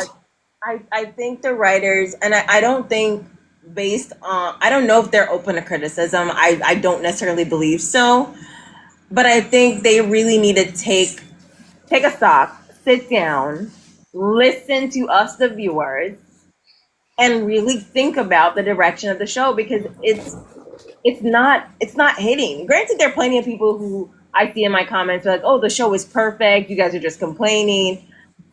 And to you, I would like to say you just don't have good taste. Okay, I'm just saying, right? Like, it's not like I know a lot of people just don't like complex storylines because they can't follow it, and so that's fine. But if you want long term, you want people to be talking about this show 10, 15, 20 years from now, you Yeah. have to introduce some sort of complex storytelling. You have to do the hard thing, right? You have to have Yeah. fun.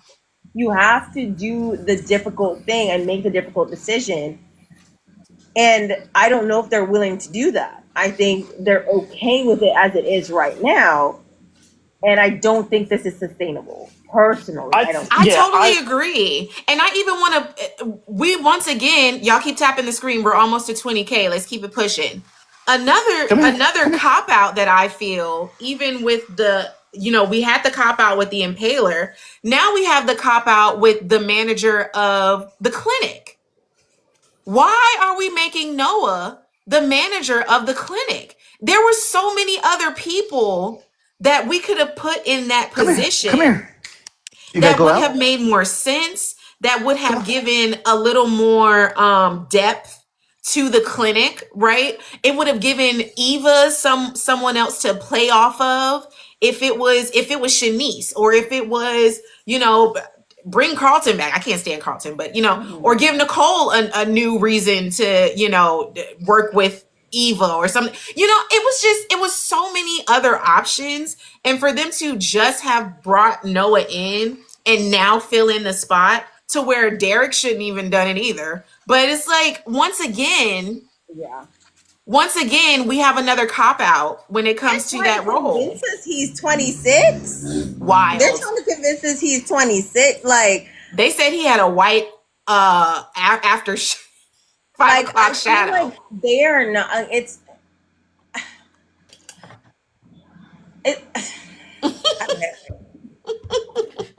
just laziness to me. Like, at this point, I think like, I'm starting to wonder if they think we're stupid. Like, to me, it's an insult to me as the viewer at this point.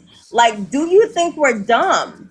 Like, it's okay if he plays Kyle's son. Like, that's not the issue. The issue is you are trying to sell us a story that is not believable. You're trying to sell us that this man is 26 or, slightly older than Deanna. You're trying to sell us that he's an aspiring musician, right?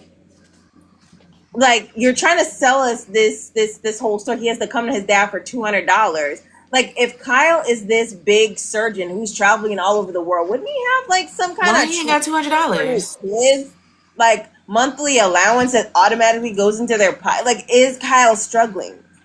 Like is he did Yeah. he come to Fairmount Crest to get some of that Dupree money? Like it's starting to.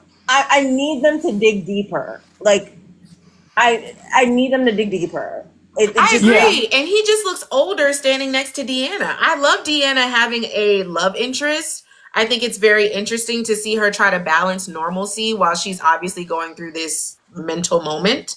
mhm. But every time she interacts with him, he looks older, in my opinion. Like, and I was saying this earlier. It's so interesting to watch him dwindle in her eyes because he was this mysterious musician that seemed like so intriguing. And then she takes him to Uptown, and now he's just like the doctor's son that everyone knows. And she's like, ew, I don't think this is Yeah. You gonna know, work. I think part of the thing is they like they do some interesting, to be kind, um casting, because like Peaches, they cast a woman younger than what Peaches should be, and then they had to Mhm. like put her in a wig and Horrible wig. makeup. And then like Samantha, like she just turned like 31 or 32 because her Yes. birthday. Naja said her birthday was like I think yesterday or today. So they got her playing a 16, 17-year old, and now they've got this guy who's 38 in real life playing, and he doesn't look like, I mean, and no offense to like, and this is truly, I'm not trying to be mean, but he does not like, he doesn't play as somebody in their mid 20s. Like when you, like he just, It it's doesn't just, read. It's yeah, like it doesn't read. it's like acting. It's like asking Zac Efron today to play Troy in High School Musical 1, right? It's like it just doesn't translate. Even though you can do it, you shouldn't. And as an actor at heart, there's so many young men that could have been cast for that role that and I don't even see, I mean, no shade but shade. I don't even see a strength in him as an actor for it to be that serious for him to play this role to I where Or mean, they they could have, disregard his age. they or could have they could just have just aged the made him, role. They yeah, really they could could have have just just aged made the him, role yeah. properly. They could have Like just Right. said the middle. They could have just said the middle son is a musician, yeah. and they Yeah. could have. And quite honestly, I agree with you about the like. It feels very like I have a feeling that something's going to go on with that clinic where because it's like why are we spending time like because they literally could have just said, oh, we hired a new person. And just let It it could be be. somebody that we don't see the clinic, so it could have just like we We're it could talking have about just the been clinic. Yeah. we hired somebody and they're doing great, and that could have been the end of it. But so I think there's like something's going to go on, but they could have brought him on and had him playing at Uptown.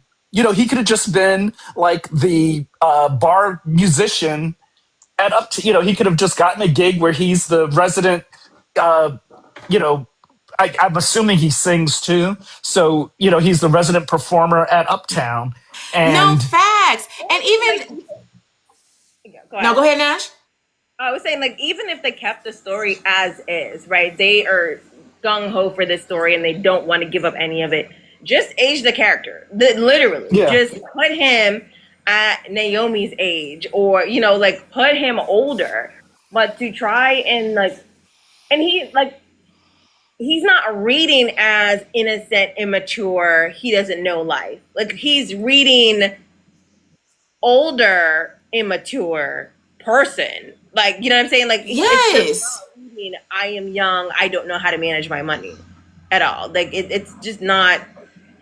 And the interview showed that because even the way that he was interacting with Eva, it wasn't, oh, I'm so green that I don't know the answer to these questions. It was, I don't care. Like Yeah. I just don't want to right. be here. Like I need a it's job so my daddy doesn't, like, completely write me off. That's what it was. right. Like yeah, no, I completely agree. And to And your they point, missed the mark because him having that fan moment with Anita, I loved. And I feel like that could have been something if he just came in as the musician and now And he's the one that's pushing Anita to get back into music. or Anita could have discovered him. He could have Yeah. been playing, they could have had him playing at Uptown, and Anita, like, okay, so they could have had, Kyle's son comes to town. He's somewhat of a ne'er-do-well, struggling musician. Nicole is talking to her bestie, Vanessa, about it. Vanessa has her mobster boyfriend who's good friends, because it's established that Joey is good friends with the owner or manager of Uptown. Yes. Joey, because again, he wants to leverage his relationship with the Duprees, gets Kyle a job there. Maybe he's a waiter, or, he's another part-time bartender, but he also gets to play music there. And one night when Anita feels like, what did she say? She wanted to turn the town red, or whatever Yeah, it she was wanted to today. paint the town red. Yeah, what she wanted to say. Thank you. What am loved I? it. I don't even know the expression anymore. She wanted to paint the town red. She and Vernon, the kids take her out to Uptown or whatever. She sees this guy perform, because it's already established that the Articulates are going to do the album with Barbara. Yes. With Barbara's vocals. Yeah. She sees this guy perform. She's like, oh my God, he's amazing. And she's like, I'm going to mentor you. I'm going to help you. Devon from Young and the Restless, you need to come over to the DMV and see this guy, because I've got your next big star. Like, there was a very linear way to, And For sure. that would have given Anita another storyline apart from I am sick, I am sick, I am sick, I am sick. Like, it would have given us a break from that sadness Absolutely. and given her more to do. And yes, again, he still stays Kyle's son. All of the other things still stay true, but it would have been more relevant and maybe would have been more interesting to us to, see that unfold rather than him again. To your point, why are they bringing us back to this clinic? I don't know. honestly, they should have left that clinic, and they should never mention the words, like, the clinic should be mentioned every other month, and Red Market should never be mentioned again. Agree. I refuse. I hate the mere fact that they call it the Red Market. I just hate that Red name. Market. It just sounds so cheesy. It does. Impaler, like, why is Heather back in town and doing this weird standoff face-off with Vanessa? I think that is weird. Okay, it is weird. It is with her brother, who she hasn't seen for years. Like, they haven't seen each other, but now you have an issue with the woman he's with. Like, that is the weird vibe. That dynamic was so weird. Even with the fact that when she's finally said, I'm his sister, because I mean, all of the clues were very creepy. Okay, the whole, I used to climb into his bed at night because he knows that I'm afraid of thunder. Like, what's happening? Ew. But then even when she said, I'm his sister, even Vanessa's demeanor didn't change. Like, she still was looking at her like, but she can still steal my man. And it's like, hold on. Yeah, because the vibe that Heather is giving off is like, I could take him creepy. From you if I want to. Like, you know what I mean? So, like, and I'll say, I wouldn't, like, if they, sorry, I got torn up by mosquitoes, so I have to put some ointment on. I get it. If they leaned, if they really, which I doubt they're going to do, I think it's just more of a she's just possessive, or it's just like a mean, she's just being a mean girl type thing. If they leaned into a Flowers of the Attic type of thing between, where, like, there was a show, Another World, back in the day, where there was a daughter who kind of, she would, they weren't gonna, she didn't sleep with her father, but she had this, like, unnatural possessiveness of her father, where she didn't want him, like, with his love interest, who was kind of close to her age anyway. Mm-hmm. But And then like on All My Children, like Palmer and his daughter Nina had like a weird father daughter, like he was obsessed and possessive of her, and like in her. So like soaps have done that type of like weird, Weirdness. creepy dynamic between relatives where it's not literally incestuous, but it gives incestuous vibes. Yeah. And to me, that would actually make as much as I'm like, do we need these three characters in an A storyline? But we're gonna get them. So Mm-hmm. if they're gonna do it, lean into it and make Joey her obsession, which puts Vanessa in danger. Right. Right. No, and I would like that better. I just wish that she would have been his ex-wife from the jump. I just think that would have made the storyline a lot better. The Or sexual thing, I feel like that was just poor decision on their part. yeah, but I mean, once again, Vanessa disappoints because she will do anything for Joey, and it's even annoying the way that she's handling that whole situation. Now, I do want to get on the topic of Kat and Chelsea because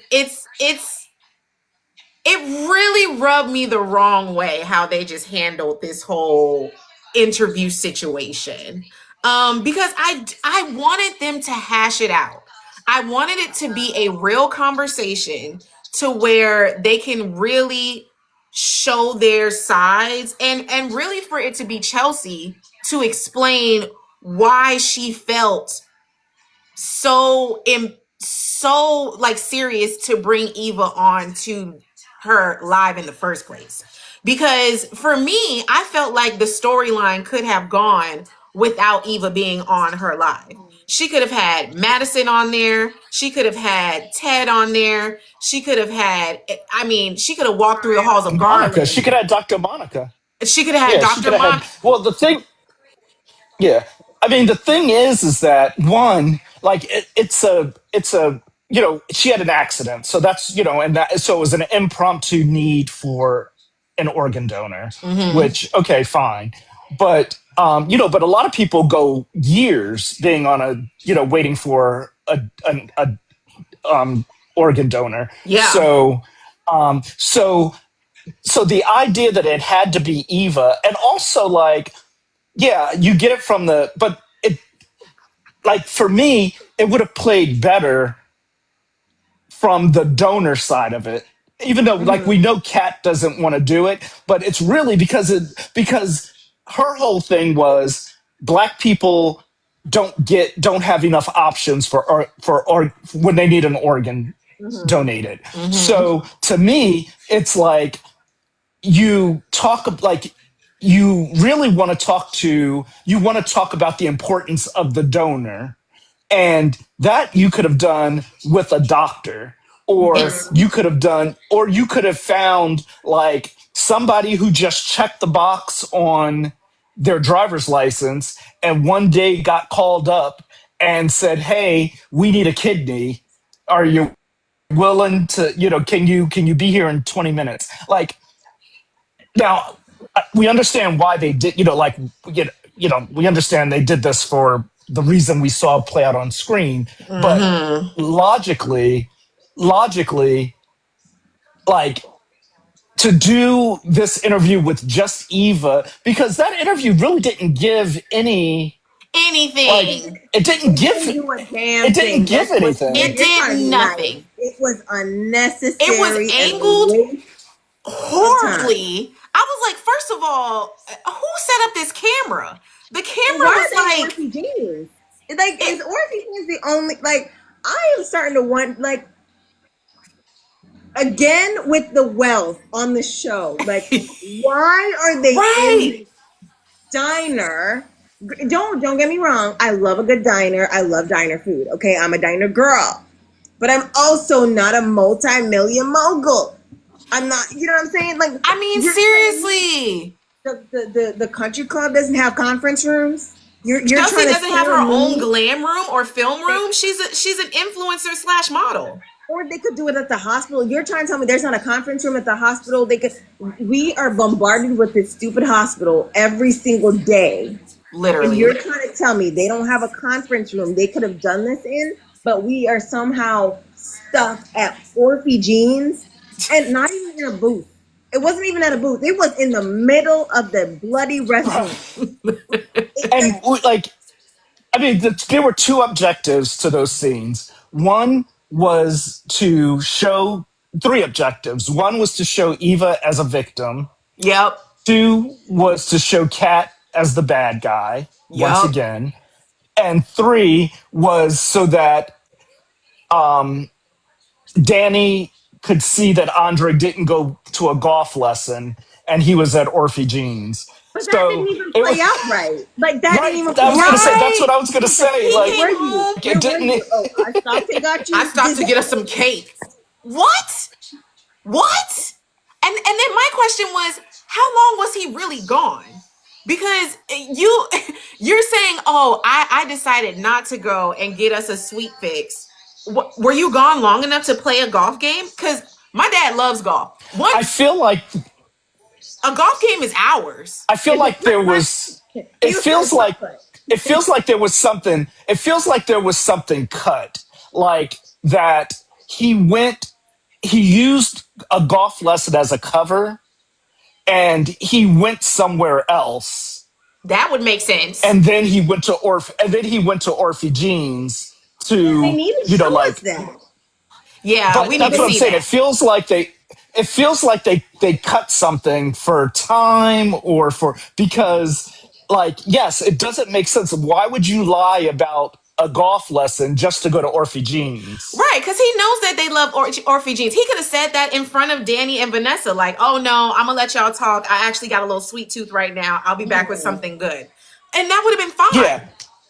yeah. Or So I think use yeah, something else. Like if he really was gonna cover up going to Orphe Jeans, use something else. Like get in the car fix. Because playing a round of golf, as you That's said, all takes day. hours. It still wouldn't even make sense. Like Yeah. right. I think the writers aren't testing the practicality of what they're writing. Again, I'm starting to think they think we're stupid. Like they're like, these people are gonna buy whatever we put on the paper and whatever we throw at them. So we can say this man went for a golf lesson and took 30 minutes. Like it's Like Yeah. they could have shown him on the they could have shown him in between, him leaving the house and him being at Orphe Jeans. They could have shown him make a phone call that says, we don't know who's on the other side because we know the phone number he called initially is out of service. But he Disconnected, could have yeah. made another he could have made another call that said he could have made another call and said, I think they're back. So without giving us a ooh, pronoun, without giving us a gendered pronoun, and That would have just been yes. says, good. I think they're back. Cut. Then we see him at Orphe Jeans, Mm-hmm. and Mm. you know, That would have been and we good. didn't even. Yeah. Yeah, I mean, and we didn't even really. I mean, they showed him at Orphe Jeans to get Danny all riled up about like, is he cheating on me? Is there something? Which was a weird kind of Lame. thing. But like, Lame. I would have preferred like that the intention of him leaving Mm-hmm. was because he needed to do something that had to do with that champagne that he Mm-hmm. couldn't do in the house. Even if it wasn't a phone call, he went to a locker, like a Mm-hmm. safety deposit box or a locker, and he pulled out something, that he needed Yes. and locked it back Or up, even cut, if and he then went to cut. Orphe Jeans and sat in a booth and we can see his phone and he's researching the champagne Bottle of the company wine. or like Mm-hmm. like if he was actually doing something, him just scrolling through photos, you already made the call in the house. You didn't know if they were going to answer or not, but you made that call when Danny was straight up upstairs. So why did Mm-hmm. you have to leave to do anything? Like it didn't give the gravity that it was supposed to give at Yeah. all. Mm-hmm. At all. And then to go back to this Chelsea Cat Eva situation. I for Chelsea to double down in front of Kat and say, well, Eva wasn't playing the victim. She was doing what I asked her to do. The story was needed. And if you would have just come on, then we wouldn't be having this conversation. My issue is it's not even about Kat and Eva being on live at the same time. It's Chelsea disregarding the fact that Kat still isn't comfortable with having to have the surgery at all.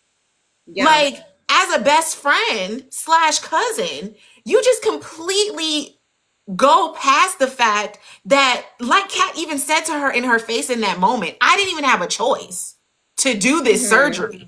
Eva was laying there unconscious the whole time. She was able to wake up to a new liver and she's good. I was the one that was under scrutiny. With choices, yeah. I was the one that was under scrutiny the whole time. And yet when I told you that I wasn't comfortable with telling the story, you couldn't dead it then. You just had to find another route to talk about it that would hurt me even more. Like, how is that okay? And then when I'm in your face, you double down. And Kat even pointed out the fact when she was like, but you told me it was okay. Like, she said, what was I supposed to do? If Kat had said, no, you can't interview Eva, oh, you're just being selfish, you're being a terrible person, and she would have still gone ahead and did the interview regardless. Well, like, no matter what, it tracks with Chelsea because Madison's mother. Madison said, I don't want to be, deal with my mother. And what does Chelsea do? Drag them to Thanksgiving, reaches out to Madison's mother. And, so it tracks with Chelsea's behavior. But I totally agree that, and I'm so glad that Kat laid it out that way in terms of, I got backed into a corner to do something I didn't want to do for somebody I hate. And, and I think because my interpretation of it, and maybe I could have been misreading the whole thing, but my interpretation of it is that Kat watched that live stream. She saw, because she probably knows Chelsea better than anybody, probably even better than Naomi. And she saw that live She saw that live stream. She felt like there was some chemistry. We saw that Chelsea was like, well, I'm still hurt by what you did to my aunt, but I can see you're trying, or whatever she said. So we as viewers know that Chelsea's, softening towards Eva. And Kat was probably thinking in that moment, Chelsea was the last barrier to Eva infiltrating my world. Because I've lost pretty much everybody else, like my father, my mother, my brother, my boyfriend. And now if Chelsea and Eva become friends, that means I have no respite from Eva. Like she is now a part of nobody. And the thing that I think the word that nobody ever uses for Kat is boundaries. Like, Kat has set specific boundaries since last May of 2025. And nobody has ever respected the fact that she has boundaries. They've always just told her, you're wrong. And, Ted, I need you to have a relationship with your sister.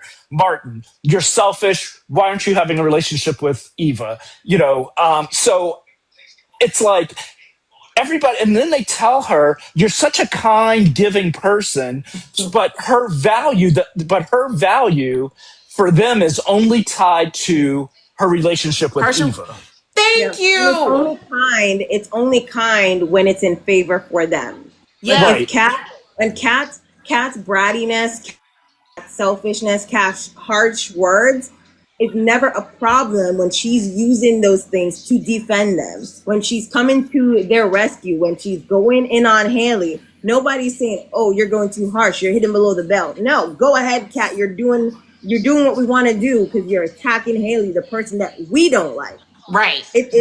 Kat okay in their eyes as long as she is going after the people that they deem beneath them, or that they deem to be deserving of such attitude, or whatever you want to call it. Like if it's Eva, it's sorry, if it's Haley, if it's Anastasia, if it's anybody who they don't like, sure, go Mm-hmm. ahead. You're a perfect person. You are the best. The moment it's Eva, huh? Oh, Right. you have animosity towards Eva, but you can't do that. But I have animosity towards Haley. You can't do that. I have animosity towards Addison. Oh, I'm justified. I have animosity towards Anastasia. Oh, I'm justified. I have animosity towards Leslie. Oh, I'm justified. But you don't like Eva? How dare you? Like, it Oh, doesn't make sense. here's one. Bill. She still gives Bill hell about Danny, and nobody ever says, because Bill Be still nice to calls your her his, uncle. he Mm-hmm. still calls her Never. his niece, and Bill takes it. Like Bill just takes it. They had a great. That's why they should be father daughter. But they had a great exchange in his office that day, and when he was like, when he was giving it to her as good as she was giving it to him. Yeah. But Naomi and Chelsea never say you need to be nice to my father. No. Mm-hmm. No, they Mm-hmm. don't. It's literally it's only Eva. Even the way Because that they use before, Cat as an attack dog. That's literally, yeah, they see Cat as an attack dog. Stick him, go, get him. But you must be nice and sit at the feet and let us pet you, and we can do whatever as long as we give you permission to act out. exactly. Exactly. And even the way that Naomi and Chelsea were talking about Kat before Kat got there, I That was was so sitting there like, disgusting. That was whoa, so this is disgusting. wild. Because even if Naomi was projecting from her whole issues with the BRCA and all that, for her to sit there and tell Chelsea, oh, it's not your fault that Kat is feeling this way, her feelings aren't your responsibility. Well, it kind of is when one, you're dealing with the company that both of you have. It's called Chelsea Cat. You're using the Chelsea Cat brand to promote this live that you have her on. And then even the fact of what nobody else is bringing up, the world doesn't know that Eva is Ted's daughter yet. That Mm-hmm. scandal has not hit the airwaves yet. So even by Chelsea having Eva on her live, you're bringing in more chaos to the family because now people Mm-hmm. are looking into who Eva is. Eva is not a social media person. She's not a doctor or a lawyer. She's literally Ted's illegitimate child. That's literally, if you Google Eva Thomas in Fairmont Crest, that's basically what's going to come up. So you're already bringing bad press to the company, but you don't care. He doesn't care. He doesn't care. It's crazy. It's just They have crazy to no. me. It's really crazy to me. And just for them to once again, oh, Naomi, I gave you guys a common, enemy. You Mhm. guys be mad at me. It's just get the frustrations out on me. No, let's be truthful about why you felt like you needed to comfort her and give her a platform when you knew that that was going to hurt me. And then Naomi talking about her being in the middle and she can see both sides. When 10 minutes before Cap showed up, she was talking trash. No, girl, you are on Chelsea's side, and I really need them to stop doing the whole sister cousin thing, because Kat is calling Chelsea her sister cousin. But at the end of the day, Chelsea is Naomi's sister. They're Yep. always gonna have each other's back. Yep. Kat is left out in the dust because she definitely doesn't have Martin. Okay, she has nobody in her corner at all. She doesn't. So that whole the mere fact that And yet again Kat has to roll over and play nice, because again she was not really given a choice. She was given the choice of, you let me talk to Eva on this interview, or we gonna have problems. right. Like Yeah. And that was what it is. and what's wild about Naomi is this is a person who was cool with Ashley breaking up with Derek because he was less than truthful about his progress in his paralysis. And she and Jacob pretty much abandoned Derek as well in their friendship. And did. But so so it was okay for Ashley to hold a grudge, and to abandon Derek for for what he did, but Kat isn't allowed to hold a grudge against Eva for what was much like the breaking up her family and sleeping with her boyfriend. And Like, everyone's just like, and they're still holding a grudge against Tomas for it. They still they don't want her to marry Tomas because he slept with Eva. Did he sleep Did he with do it Eva alone? was she not involved in this? Like, how are you guys saying he's not good enough for Kat to get married to, but Eva is somehow good enough for her to be sisters and be buddy best friends? Like, it does not make sense. Literally. and The thing is, the writers aren't understanding. You can push a narrative, but they're not doing it with the finesse that it really requires in order for us to buy it. I'm not buying what they're selling. In fact, I would like to sue the company that's selling whatever they're trying to sell us.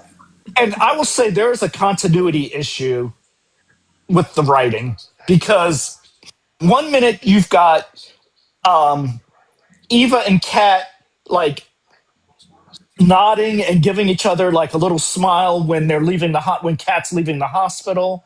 Then you've got that ridiculous thing where Kat shows up to Eva's apartment to thank her for saving her relationship. But at the end of that scene, when Kat is leaving, Kat smiles at the door, Eva smiles, on the sofa, giving the audience the impression that things have softened a bit between the two.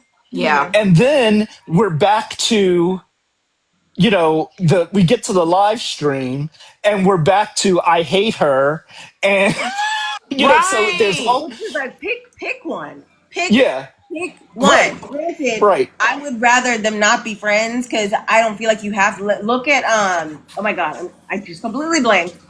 Days of Our Lives, Katie and Brooke. Look at them. They're sisters. Beyond Bold and Beautiful. I'm Bold and Beautiful. Thank you. They're sisters. They be going back and forth with each other all the time. Oh, and they're like at war now. Brooke's taste slapping Katie. Like, she slapped the hell out of her a couple episodes ago. But I was like, oh girl, come on. Is it that serious? Like, they go at it. So the notion that, because they're sisters, they have to be best friends, they have to get along, let that go. Have them be rivals. Like, let them lean into it, or leave us out of it. No, and stop using the surgery as a cop out. I'm so tired of people saying, well, Kat should let it go. She gave her a piece of the liver. That wasn't her choice. And once again, it was still all on Kat. We have not had one time to where Eva has had to humble and or sacrifice herself for a relationship with Kat. It hasn't been a level playing field at all. So it's not going to come off as a play by play for both of them if they're not on the same page. Like Kat said at that table, all Eva had to do was lay there. We know that she was declining. We know that she was sick and all of that. But she didn't have any choice. She didn't even wake up and say, I don't want Kat's liver. There was no back and forth. It's been all on Kat to give. So we had to have a moment of rest for Kat. There's no accountability. Everything. It's on everyone else's Oh, sorry. No, you're good. No, go ahead, Nash. I'm sorry. I was just going to say. Go ahead. Rock, paper, scissors. No, I was just saying that they skipped over the accountability for Eva. Like, I feel like the story would have landed easier. Granted, I probably still would have not been messing with it, but it would have made more sense. They skipped over holding her accountable and went straight to, she's a fantastic person. She has a great boyfriend. She has a great apartment. Her life is stable. She has a good job. She has a doting father. Her mother loves her too much. Like, really? Yeah. Well, yeah. I was just gonna New Oh, you York, good? right? No, I'm. Oh no, I'm on vacation, so I don't even know what's going on this side. Period. Oh, okay. All I was going to say is when it comes to Cat, it's about everyone else's terms, like what happens on their terms, like what they want versus what Cat wants. Like there's never any consideration for Cat's timeline, Cat's terms. Like, it's Ted. I want this. I want you to have a relationship and forgive her immediately. Yeah. And it's like, and Kat really does need to turn it around on Chelsea and Naomi and say, so when are you, like, she should look at Naomi and say, when are you and Haley going to be besties again? Let me know. No, for real. So And since that's we on the forgiving since train, we're on the forgiving train, Haley, because I mean, they don't know that Haley's poisoning Bill. So you just got all this animosity towards Haley, and all she's done is stand next to your daddy, and you ain't even got that And much also, smoke for your own dad. and hey, Chelsea, when are you going to go visit Allison in prison? I'm assuming she's in prison or a psych ward, wherever she is. Have you gone to visit her she was and just made it trouble. and She didn't mean and to. yeah. No Yeah. facts, facts. Or Kat could say she didn't really hurt you for real. Like you weren't really hurt. You got out there I unscathed. mean, Yeah, you make a technically, mistake she a just lot. loved you so much that she wanted to have some alone time with you, so that you guys can realize that you're supposed to be together. She was just She giving you got some you a room. place. Like, how dare you be so ungrateful? She got you guys your own place. Like, come on. I mean, come on. That's what real love is, right? Like, She why are you didn't so let you upset? starve. She brought you food. You're the one who threw it on the floor. Ungrateful. Ungrateful. Ungrateful is what you are. And she I could mean, ask her mom, when are you gonna seriously. get over Leslie? Like, you forgave Eva. When are you gonna be cool with Leslie? Like, y'all both have kids for the same man. The Ted was the one who lied to you. When are you gonna come by y'all with Leslie? Huh? Exactly. They let Nicole have beef with Leslie. They still let Danny have beef with Haley, even though they made her go to their doggone wedding. Like once again, it's when it works for you. Right. It's when it works for you. These people can have their moments of emotion. And Danny and Kat, they're cut from the same cloth. So it's like, okay, like you said, let the chihuahua out when it's good for us, bark, bark, bark. But when it's not, Cage, close In that mouth. in another universe, in another you know, in another universe, Kat is the cousin that you call when you got problems with the girls down the street. Mm-hmm. Yep. Like Yep. if it wasn't like this wealthy, community, Kat is the cousin that you call when that you need to take off your earrings. And I mean, And they could really make her that person. Like, of course, more like a Cat's the type of person you call when you want to sully somebody's name in PR. Like, you want to right. get somebody's, Yep. reputation tainted. Call Cat. Like, she could really be about that, like a mini Bill, basically, but not like the dirty stuff, but more like the PR public and mark, because that's what she's in. She's in marketing, right? Like, Yeah. have her. She could go Yeah. after, say for example, Martin's opponent. She could run real life anti-campaigns against them or what, you know what I mean? Like, she could really be that Yeah. person if they lean Has into it. has Kat had a scene with Anastasia? No. Not that I can No. remember. Not that I I would know. I That would and that would be kill. great. And that really would be great for sure. And I was even thinking this. It's really interesting how Naomi told Chelsea that she's not responsible for Kat's feelings. Yet here's Kat telling her man that I'm not going to spy on my cousin for you just to make you Mm-hmm. feel comfortable about your position at this law Mm-hmm. firm. Here Kat is still being loyal to Naomi, and Naomi can't even care about her feelings when it I'm comes just to that waiting for the situation. day. I'm waiting for the day for Kat to fall in the bed with Jacob. Listen, I already told you I don't really care. Oh, it's her cousin's man. It's her cousin husband. That wouldn't what. I am waiting for the day. Okay, I am I counting my calendar down. I don't know how it's gonna happen. Listen, if Oh, I Bill could and tell you Danny how it's can gonna get it happen, on in the Nash. elevator, if Bill and Danny can get on the elevator, Jacob and Kat can get it on one day when they're trying to stake out, trying to find Lynette. Somehow they stumble on top of each other. Okay. Oh no, it's gonna be even much. It's gonna be more of a blow up. Jacob is finally gonna realize that he does want to be a father, and he's going to have a blow up with Naomi about wanting to get that hysterectomy, and he's gonna go crying at Orphe Jeans, and who's gonna be there? Catherine Richardson. And Kat will just have gotten yelled at by Ted, Nicole, and Martin. So come on, let me. And I do have this big, beautiful condo. Come over. Pause. Not. Oh, hold on. Listen, I've already fanficked. I've got Kat and Jacob and Smitty. I got Jacob. I'm running to Jacob is going to be ran through by the time I get through. I do have to say, my Lord, episode when Jacob showed up to Smitty's house, I'm like, I mean, they kind of look cute together or whatever. Like, it was giving more chemistry than Martin and Smitty. I'm not gonna. He was supposed to be Martin. They wanted him to be Martin. He didn't want to do it. Like, oh my goodness! But I am here for the whole, or maybe Kat goes over to Naomi's, trying to look for Naomi. She finds Jacob in the house crying. I don't know. I just need them to. Yeah, I said a while back when they were first having the pregnancy conversation, like when it all came up that Naomi thought she was pregnant and she was like, I don't want to have a baby. I made like a quick video that said, will Kat give Jacob the baby Naomi won't? And Brandon, who plays Martin, he commented like with a like, what you talking? I was like, listen.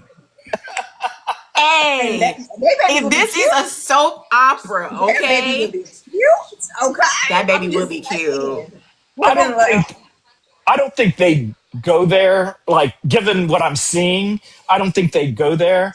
But I think like Naomi would literally have to die, and it would take like 3 years. The writers are cowards. Y'all already know. I don't care. They probably in this live right now. They already know. I'm gonna call them out. Everything. They need to like put on their big boy pants and like do what needs to be done, because cowardly writing don't do nothing. It's not gonna get you nowhere in soap opera. Do the hard storylines. Do the difficult things. Like, let's push it. Since the Duprees can be so caring, Danny's so caring to let Haley run through her marriage. They're so caring with Leslie to let her run through Fairmont Crest. Let's see how caring they are with Kat when she sleeps with Jacob. It's gonna be like, what I'm suspecting, if they do ever go that way, the Dupree's reaction would be, at least it's somebody she knows, somebody who knows her. Jacob's been in her life for a while. He knows who Kat. Like, I get it, but he's watched her all these years, and they've really developed a bond that went from friendship to now romance. Like, at least it's someone who knows and who the family is comfortable with. The justifications are there. They are there if they want to use it. It's not uncommon on. So like Bold and the Beautiful, Ridge has been, I think, has Ridge been with Kate? No, maybe he hasn't been with Katie. But, like on Santa Barbara Cruise, his great love was Eden. When she disappeared, he ended up with her sister it was a disaster as a storyline, but, he was with her sister. It happens. Listen, Erica Kane slept with the father of one of her daughter's children. So, she slept with, I think he's the father of one of the, maybe he's not, but an ex she slept with Ryan Lavery. Like, there's messiness. Ridge was with Katie. Okay, thank you. Yeah. Back in the day, Brooke was a menace. Went through the family. Didn't she go through she was married to Eric, right? The father? Yeah. Like, line up one by one, y'all will be mine. Like, Brooke he was a menace back in the Bold and the Beautiful. Like, ooh. So it is not, impossible or unheard of. And we, the people, would like to see it. And you know what? they have. I mean, the problem is that they have chemistry, and so the audience has this we see it, and we're like, when's it? I mean, we've seen it like when they were playing detective together, trying to solve the Leslie case. It was like, okay, because before we knew what the show wouldn't do, like the roads, before we knew that they wouldn't go down, these roads, we were like, okay, like we were literally counting down when they were going to sleep together because we're like, there's no way these two are not going to sleep together. Yes, I mean, even with the conversation that they had when she came to Jacob about her not having those sexual feelings with Tomas, and he straight up told her, "You may Sleep with need to somebody sleep else." with somebody else." And I was like, he's right in front of you, Kat. He's right in front of you. And I mean, some people say that, oh, she could sleep with Isaiah. I think that's boring.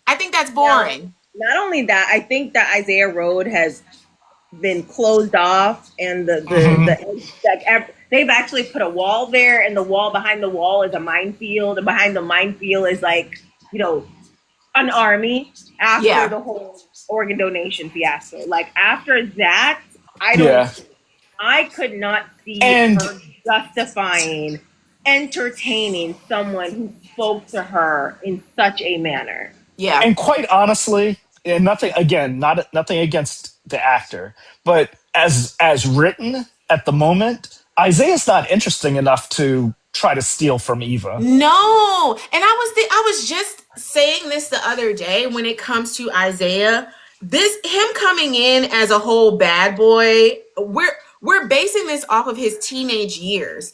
I would have felt more impelled to call him this intriguing bad boy, to be honest, if he slept with Haley when she was throwing it at him. They totally fumbled that. They should have gone down. They should have done it. Like this character should have, because he's got the look. This character should have. This character should have edge. He should be troubled. He should have moral. He should have moral ambiguity. There should be he should be that character that you don't know what to expect from him. Yes. And he pisses you off in one episode but charms you in the next. Like, yes, to be a good person. He could pretend to be reformed, right? If we're all like for show on the public. But we, the audience, know what's happening behind the scenes. I feel like that would make it so much more interesting, because I feel like all the secrets that are on the show right now, we're just as clueless as the characters. I don't want every secret for us to be clueless too. I want something for us to know, for us to be on the inside. We'd be like, ooh, I can't wait for them to find out. Like, imagine, and this one of the reasons why I was pushing, because that would really feed into his connection with Joey. Him being this bad, but I really wanted it. And then for them to say, oh, it's Heather. And then they also reveal that he does, in fact, work at Banneker, giving out advice. Like, I was just like, oh, so he's just another boring character. Like, to me, it's like, yes. And they set us up even in the dialogue, like in the early days of him being with Eva or pursuing Eva, and how Eva was like, well, you're a bad boy and you're still getting over your ex, and all of these things that she was throwing at him. It was like, but we're not seeing that. Like, even he never had a rebound arc from the heartbreak that he had from Yolanda. He should have been running through town. He should have been running. He could have slept with Vanessa. He should have been running through. I was literally just about to say. Pamela. When Pamela flirted with him. He could have, or Danny. He could have slept with everybody. Like, it just doesn't make any sense. Vanessa should have recruited him. Yes, he should have been the main winner of Heart Attach. And here he is now, basically a husband to Eva. He's so domesticated now, it's disgusting. Just marry them off. It's boring. Like, they're wasting the like, I don't understand their obsession with wasting the characters. Lean into what we want to see. We want to see the mess. We want to see the drama. We want to see it, but they're just not giving it to us. Where is this ex-girlfriend? He's so heartbroken over his ex-girlfriend. Have her pop up and Please. like, and have Eva be like, oh, hold up, am I about to lose my man? Because yes, he's mad at how the relationship played out, but he really wants this girl back. Like, he really would go there if she let him. You know what I'm saying? Like, Yes. And let Yes. her be friends with Kat. Like, yeah. And to go back to the Haley thing,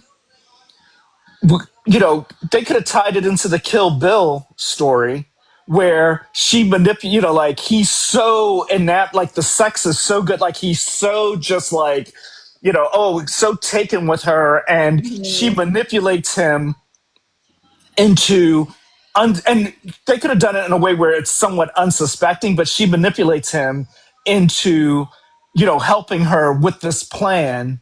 And meanwhile, she's like leaving evidence around so that frame it him. looks like it's him. And like it could have been, Yeah. it could have been so dynamic and so layered and really just super interesting. That would have been But really and it was, good. yeah, and it was it and it yeah, I just I don't There know They what. dropped the really ball the with him. potential I that kind of feel like they're so in love with Eva as a character that they're like, we want to give her all the good things. So we just want her to have this like super enamored boyfriend that dotes on her and is completely in love with her, that would never look at another woman. And so that's what we got. And it's so boring. boo, So tomatoes, boring. tomatoes, Boo. tomatoes. Boo, We tomato, tomato, cabbaging, tomato. Okay. cabbaging, I agree. cabbaging. They so missed the mark. He could have been And the thing so is, good. Eva could still have that, right? They could have him play that in front of her face. In the daytime, be a loyal, loving boyfriend. And at night, a tramp running around the town. Like, oh my Yes. God. Yes. Cause they don't live together. She don't never go to Banneker. She didn't even realize that he had a real relationship with Deanna in the way that he does. So it's like he obviously has a lot of leeway to have so many other things going on. And the way that Elon even pushes that he was such an So issue terrible. growing up, like I don't see it. I don't see. They need to bring that up. I need. And yeah, and It's quite not in it. honestly, back in the day, he would have slept with Leslie. Mm, Especially the way Leslie moves around around men. He and would have slept Leslie with Ooh, is that's Leslie. good. gorgeous. Leslie Yeah, is she's goddamn gorgeous. gorgeous. So Yeah. like, lean in. I just need more. I need more. And Leslie is new money. Leslie is a better target than Eva. Leslie got that new money. If we're really looking into like Isaiah being this bad boy that only cares about himself and he wants to run in the game and things, that would have been perfect for him to sleep with Leslie. Like it's just annoying how they just put him out to pasture. Like, But they did this gee. with Andre too. They are incapable. They're incapable of making the man out to be the hoe. Like, you see how easy they're doing it with Nicole? Yeah, like we'll have her. They're really painting her and leaning into this. She's two men. Oh my God, she's with two men. She's with two men. But Andre, who's supposedly the bad boy running across Europe and all these other countries, gets married to Danny in like what 2.5 seconds, and now he's so in love and enamored, and he's locked in for life, ready to build this dream life with Danny. Like It's so annoying. And we it's can't even misogyny. It we really can't is. even have a realistic moment with that. The way that him and Ashley talked today, to where I was like, I would have liked to even see a twinge of jealousy when he realized that she was still with Grayson. Like even just that moment of like, dang, she really did move on. Like I could have had that. Like it wasn't even that. Like he's just so content in being Danny's husband, and I'm like, why? Why? The need for them to pair off the men is like weird, because like, look at Ted. Why is Ted jumping into another relationship? Like, he, after everything that happened, a normal man would be out here playing the field. You finally get out of your relationship, you grieve it.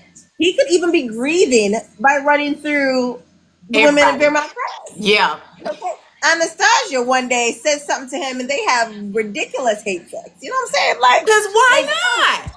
Because why not? come Especially on. if Vanessa is painting Ted as this rich man that's so sought after in Fairmont Crest. He should have had his pickings when Nicole left.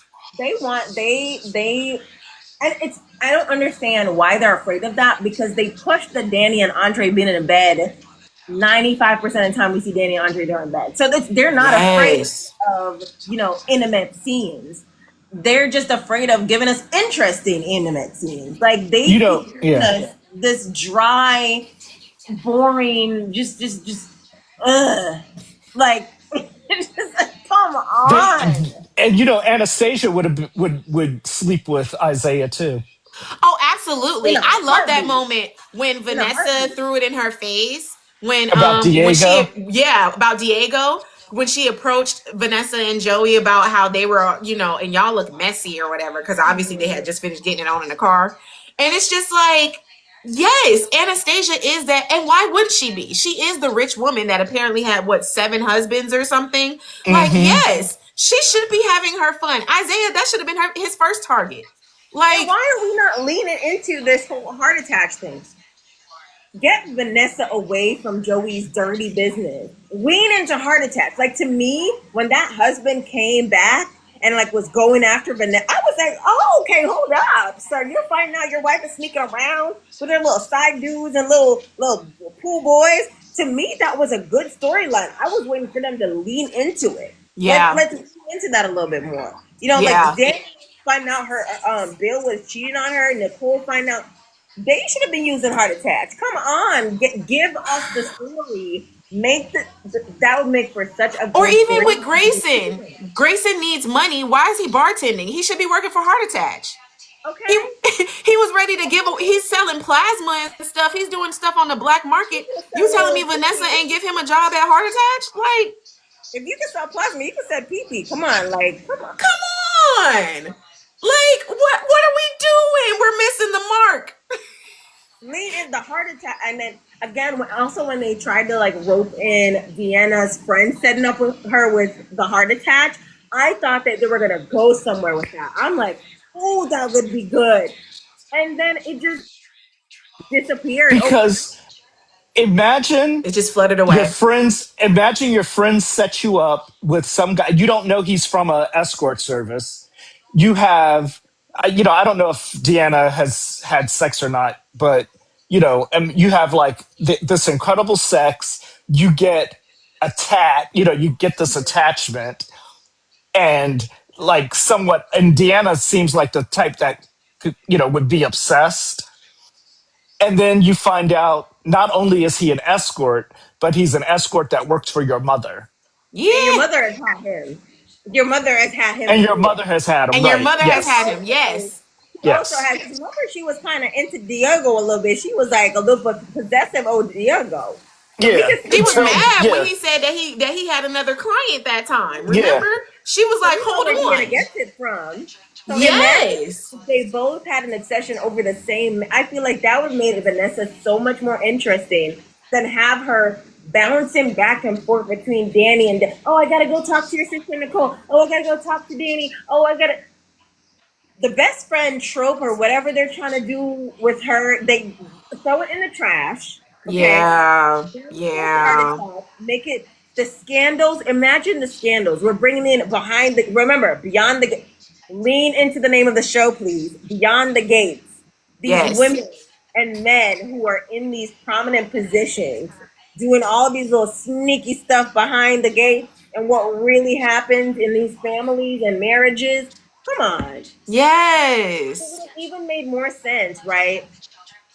If they had delayed the Haley situation and had Bill go through heart attack to find Haley. Oh, that would have been good. And Vanessa keeping this secret. She's this best friend, right? Locked in for life. But the one who helped your friend's husband cheat on her. And now he done married the escort, brought her behind the gates. Imagine the scandal of that.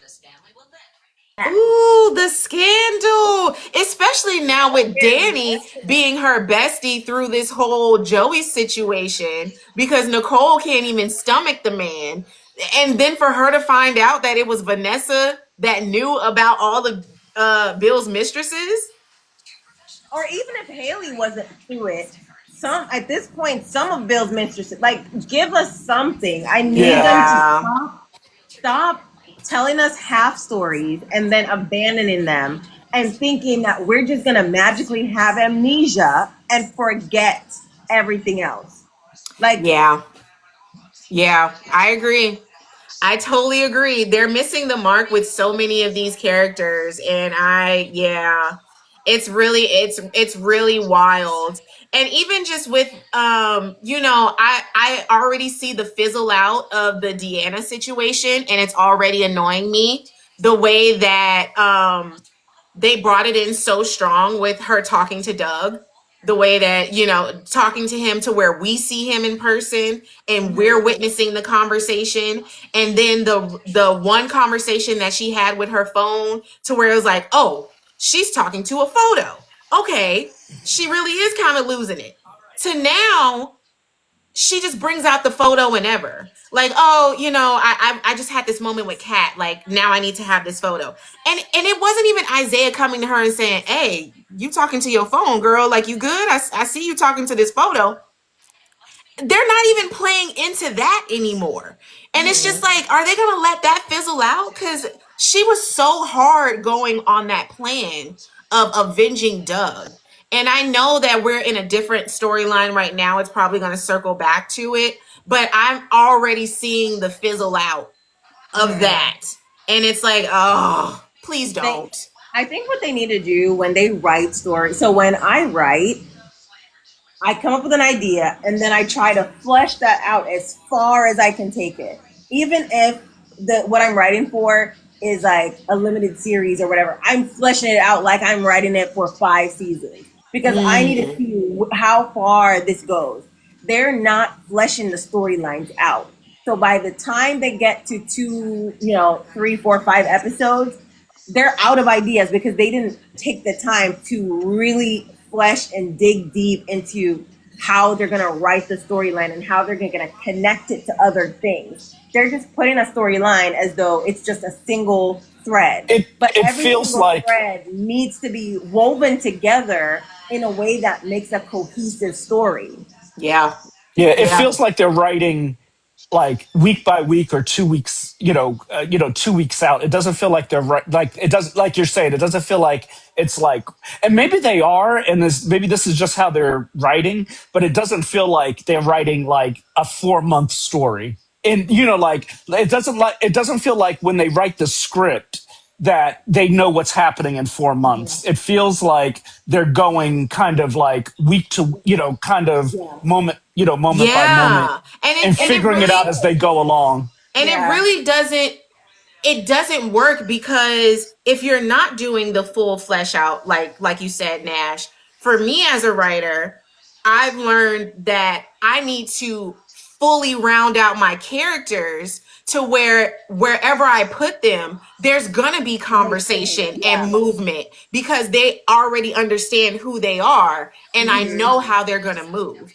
They haven't established these people enough to let them go out in the wild and experience these moments to where we can have branches to continue to grow because they don't know who they are. So we don't even know how they're going to move. Yeah. And it's okay, I think, for them to write the script week by week. But I think the overall No, that's story. what I mean. Yeah, that's what I mean. Like I think like I don't know that they say, okay, the story ends like this in 4 months. Like I Mm-hmm. think that like as they're like kind of meeting are going, okay, well this is where, okay, so this week we're gonna do this and then we'll see what happens. Yeah. That's Yeah. how it feels. And it's reading that way on screen just based off of all the storylines that are either dragged out way too long with no no peaks, no falls. Like, it's just this straight line. and or the storylines that just completely fall off the radar and we just never talk about them again. And as well as the consistency.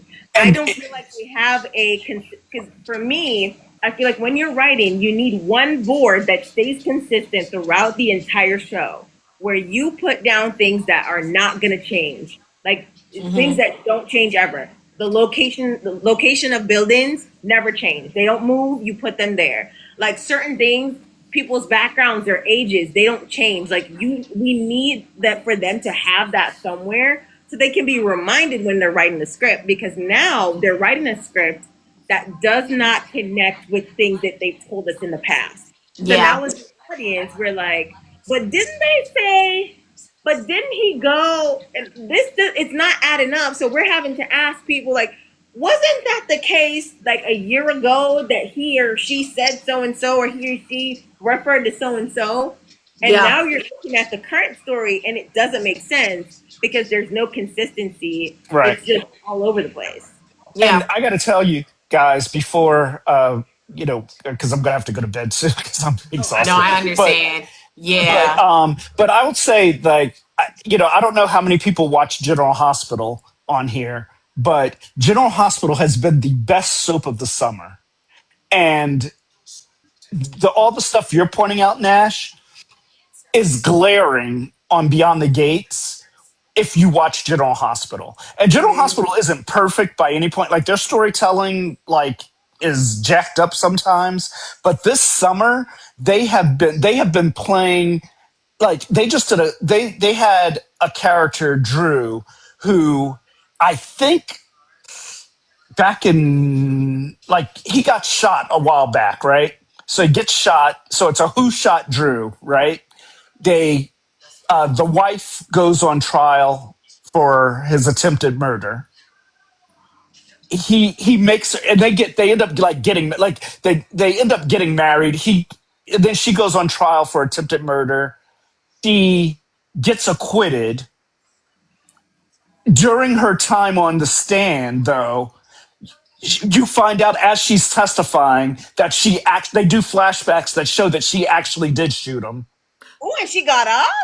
And then Oh, she gets acquitted. Ooh. They go home after the day she gets acquitted, they go home to celebrate. She sends her mother and everybody home. Drew's sitting in a chair and he's like, I just love you so much. I just love you so much. And the close up is on his face. The next thing you see is a needle being shoved into his neck and the camera pulls out and it's her.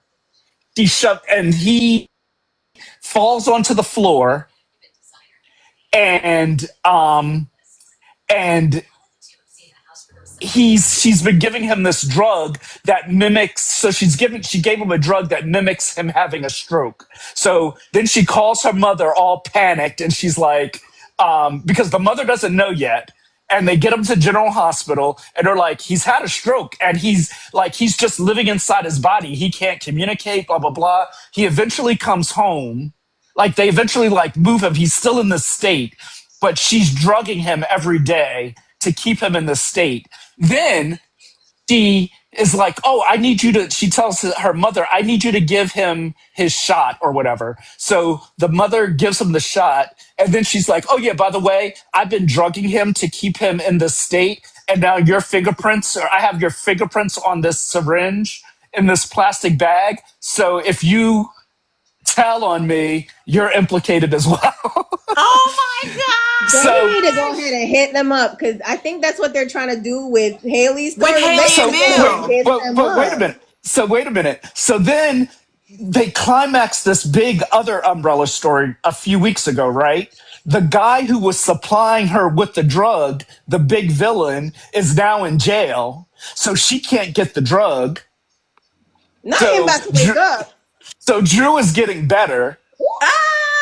This week, Drew is in a wheelchair at some like lake, and with the mother, with Nina, they're like in a frenzy. Nina and Willow, this goofy mother daughter duo, are in the frenzy because they don't know what they're going to do about this guy. Nina panics and pushes him into the lake in the wheelchair. Oh I my know he's lying. gosh. And then runs, and then it's like, What? and then just leaves, right?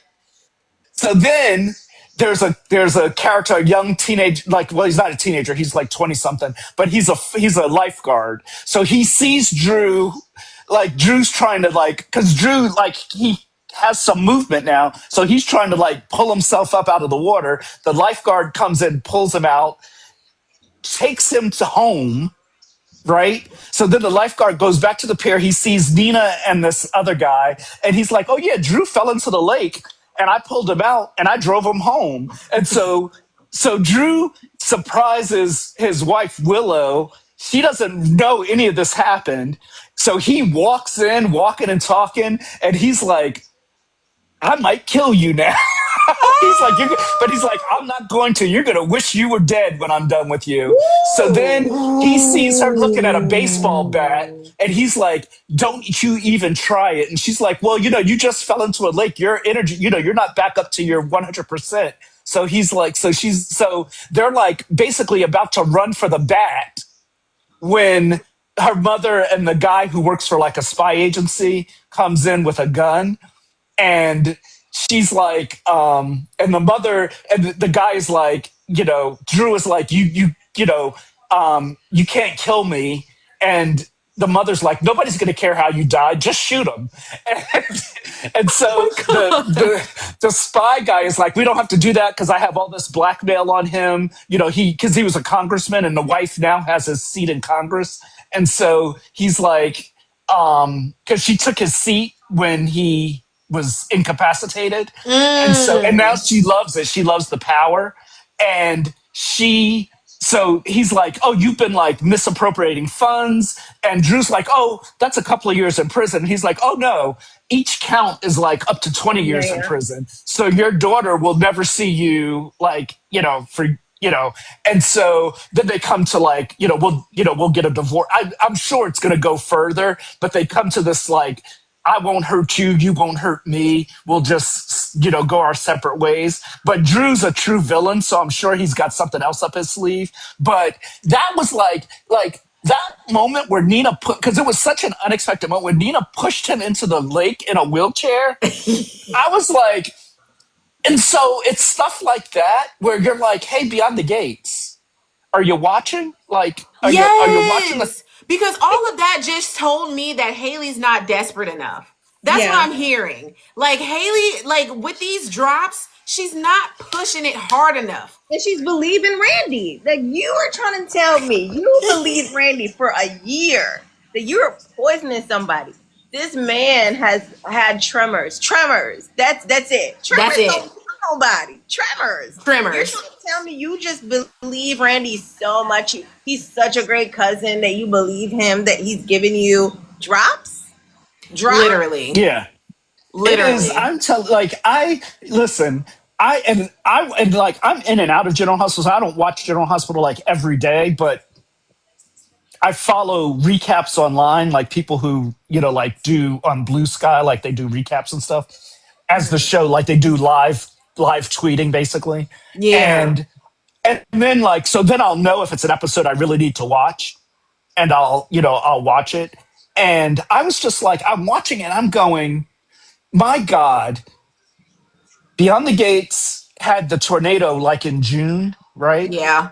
Yeah. And since then it's just kind of been and since the like transplant stuff, it's been kind of just a flat line. Yep. And I'm tuning into these episodes of General Hospital. I'm just like, she pushed a man in a wheelchair in the water, not knowing that he has mobility. Because she didn't know he had mobility until the second before. She didn't know he could talk until the second before she pushed him, because he was like, he said he had some line and he was like, basically, surprise Nina, and she freaked the fuck out and pushed him into the lake. Because she was just like, and Nina she's like the queen of like impulsively bad decisions, but it was such a moment that it had everybody talking, and I was like, Beyond the Gates needs these like it can't Yeah. be it can't just be like a cotillion or a tornado, which are so isolated. It needs to be that these stories are building up to moments like this. And every Yes. time they have the opportunity to do it, they just completely just don't do a good job. The Impaler, like that would have been a good reveal. Like Leslie coming into town, that should have been, she should have been causing havoc every single day. It should have been shock and awe every single chance she gets. Isaiah coming back, being the bad boy again, missed opportunity. Yeah. Like all heart attach, missed opportunity. I need for them to sit down, reevaluate. I know they're probably already started writing season 3. They need to go ahead, reevaluate. No, facts. I completely agree. Better. Because Yeah. soap operas, there's a blueprint. You don't have to reinvent the wheel. I think they're trying to reinvent the wheel, and it's not necessary. We got first Black lead family soap opera. Now use the rest of soap opera blueprint and make it Black. Literally. Yeah. Like, And it's like you said, don't underestimate us. I think also they think that they have to write it a certain way because they think that the audience is not well versed in soap opera worlds, and that's not the case. They're they're getting people that love soap operas to do the show, you know? So it's like we're watching. We know what we want to see. You know? we want the sisters versus sister. We want people sleeping with people who they're not supposed to be sleeping with. We want real good dialogue. We want enemies. We want villains. And it's Exactly. just and also just the pacing of how they're telling stuff, because even like the Tyrell Jessica stuff, Goodness. it's like we haven't seen Tyrell and Jessica in 3 weeks. It's been like, and Literally. I guarantee you, for tomorrow, Friday, maybe next week, we're gonna show up at Smitty and Martin's townhouse, and they're gonna pick up some like crazy Tyrell's trying to keep Jessica from going to California, and it's like at that point, who cares? We don't care. Who cares? Who cares? It's Like not they're giving they can't vignettes write. and not story. Yeah. There we go. Yeah. And it's not like they can't write for those characters. Again, Right. I keep bringing up Bold and the Beautiful, but they do a great job at writing young people character in young relationships. Right now, they're having Will and Electra, Will and Electra RJ and Dylan. and RJ. They're having that dynamic go on there. Thank you, Ed, because you saw my brain. I'd be blanking. They have that great dynamic right now, where like I'm listening, because how are you gonna say you don't want the man, and now that the girl's moving in on him, you have a problem, girl? Your family's telling you, oh, you can't date him because he's not one of us. He's expensive. You can't date the people on that side. You've listened to them, and now you have a problem. He's moving on. Like, they need to lean into that.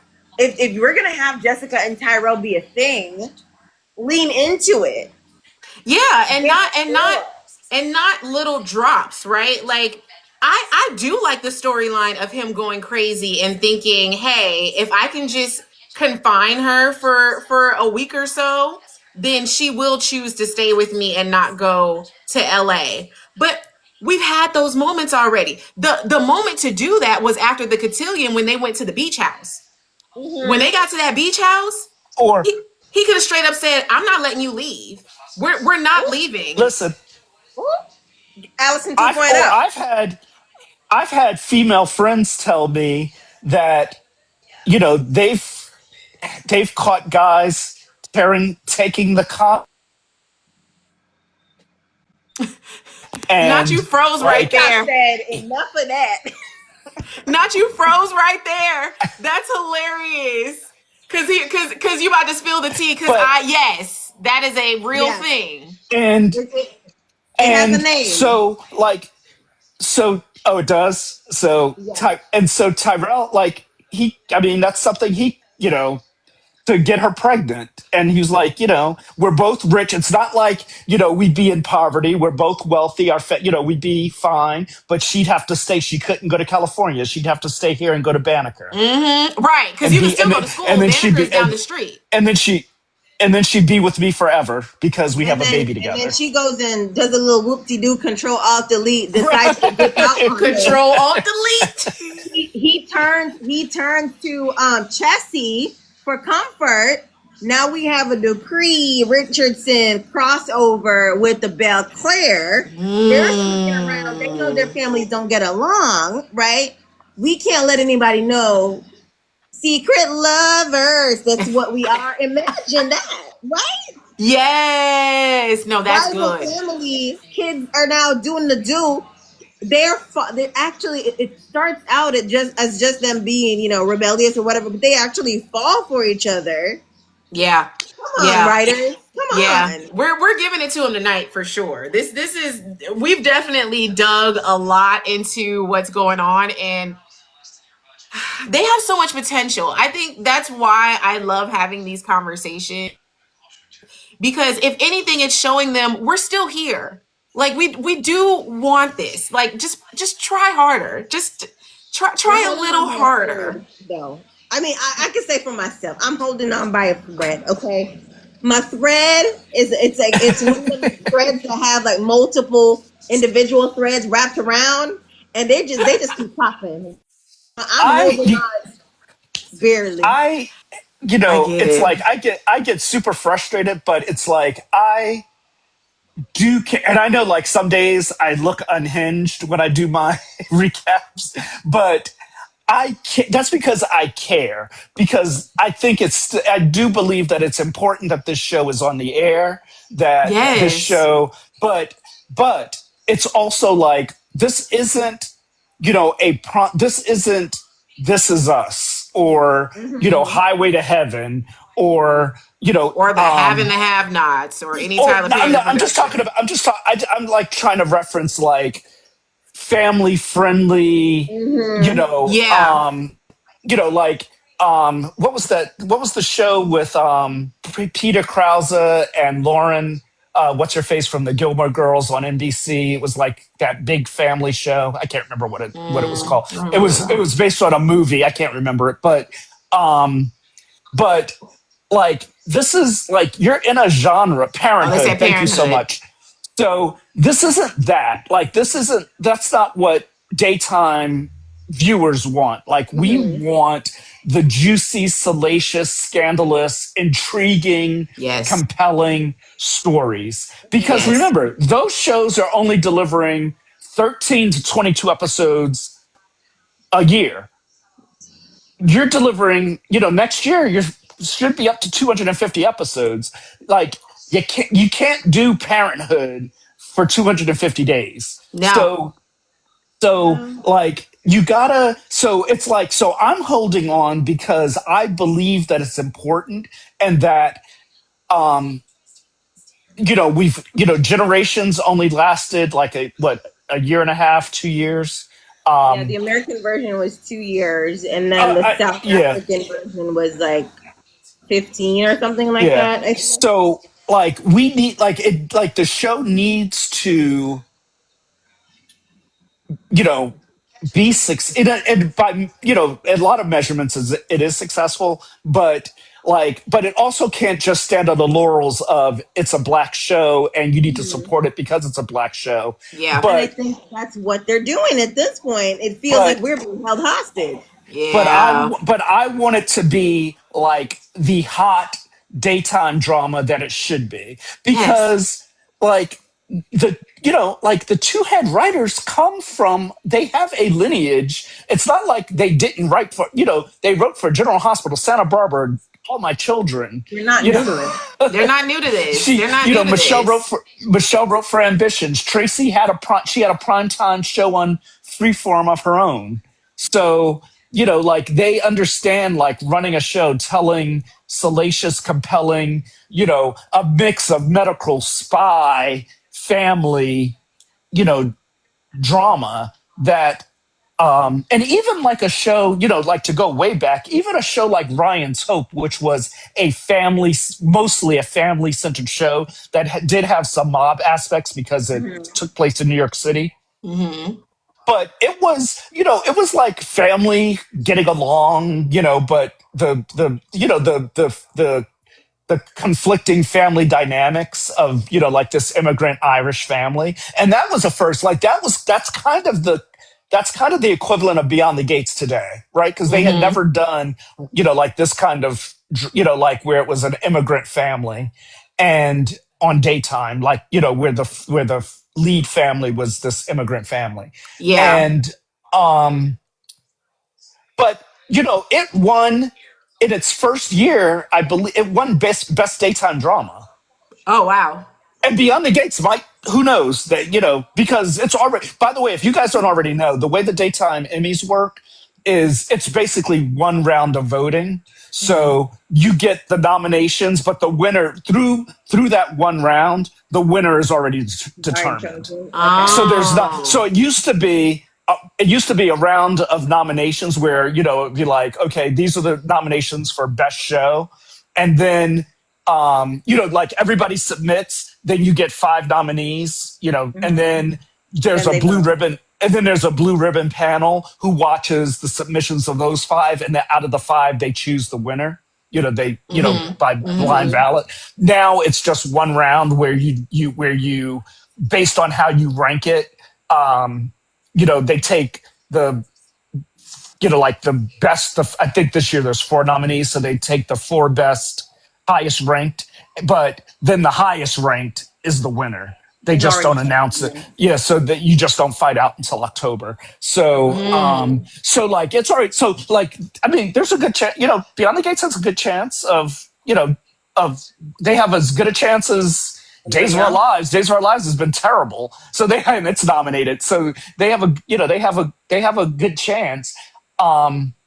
But like, you can't rest on your Lord. Like you're like, to me, this is and they did some stuff, like the tornado and the cotillion, but this is the year to like really Right. solidify yourself because in primetime television, people always talk about the sophomore slump where shows Mm-hmm. have really incredible first seasons and then they come back for their second season. And it's like, whew, can they make it to the third season? And then, they Yeah. come back and the third season ends up being better than the second.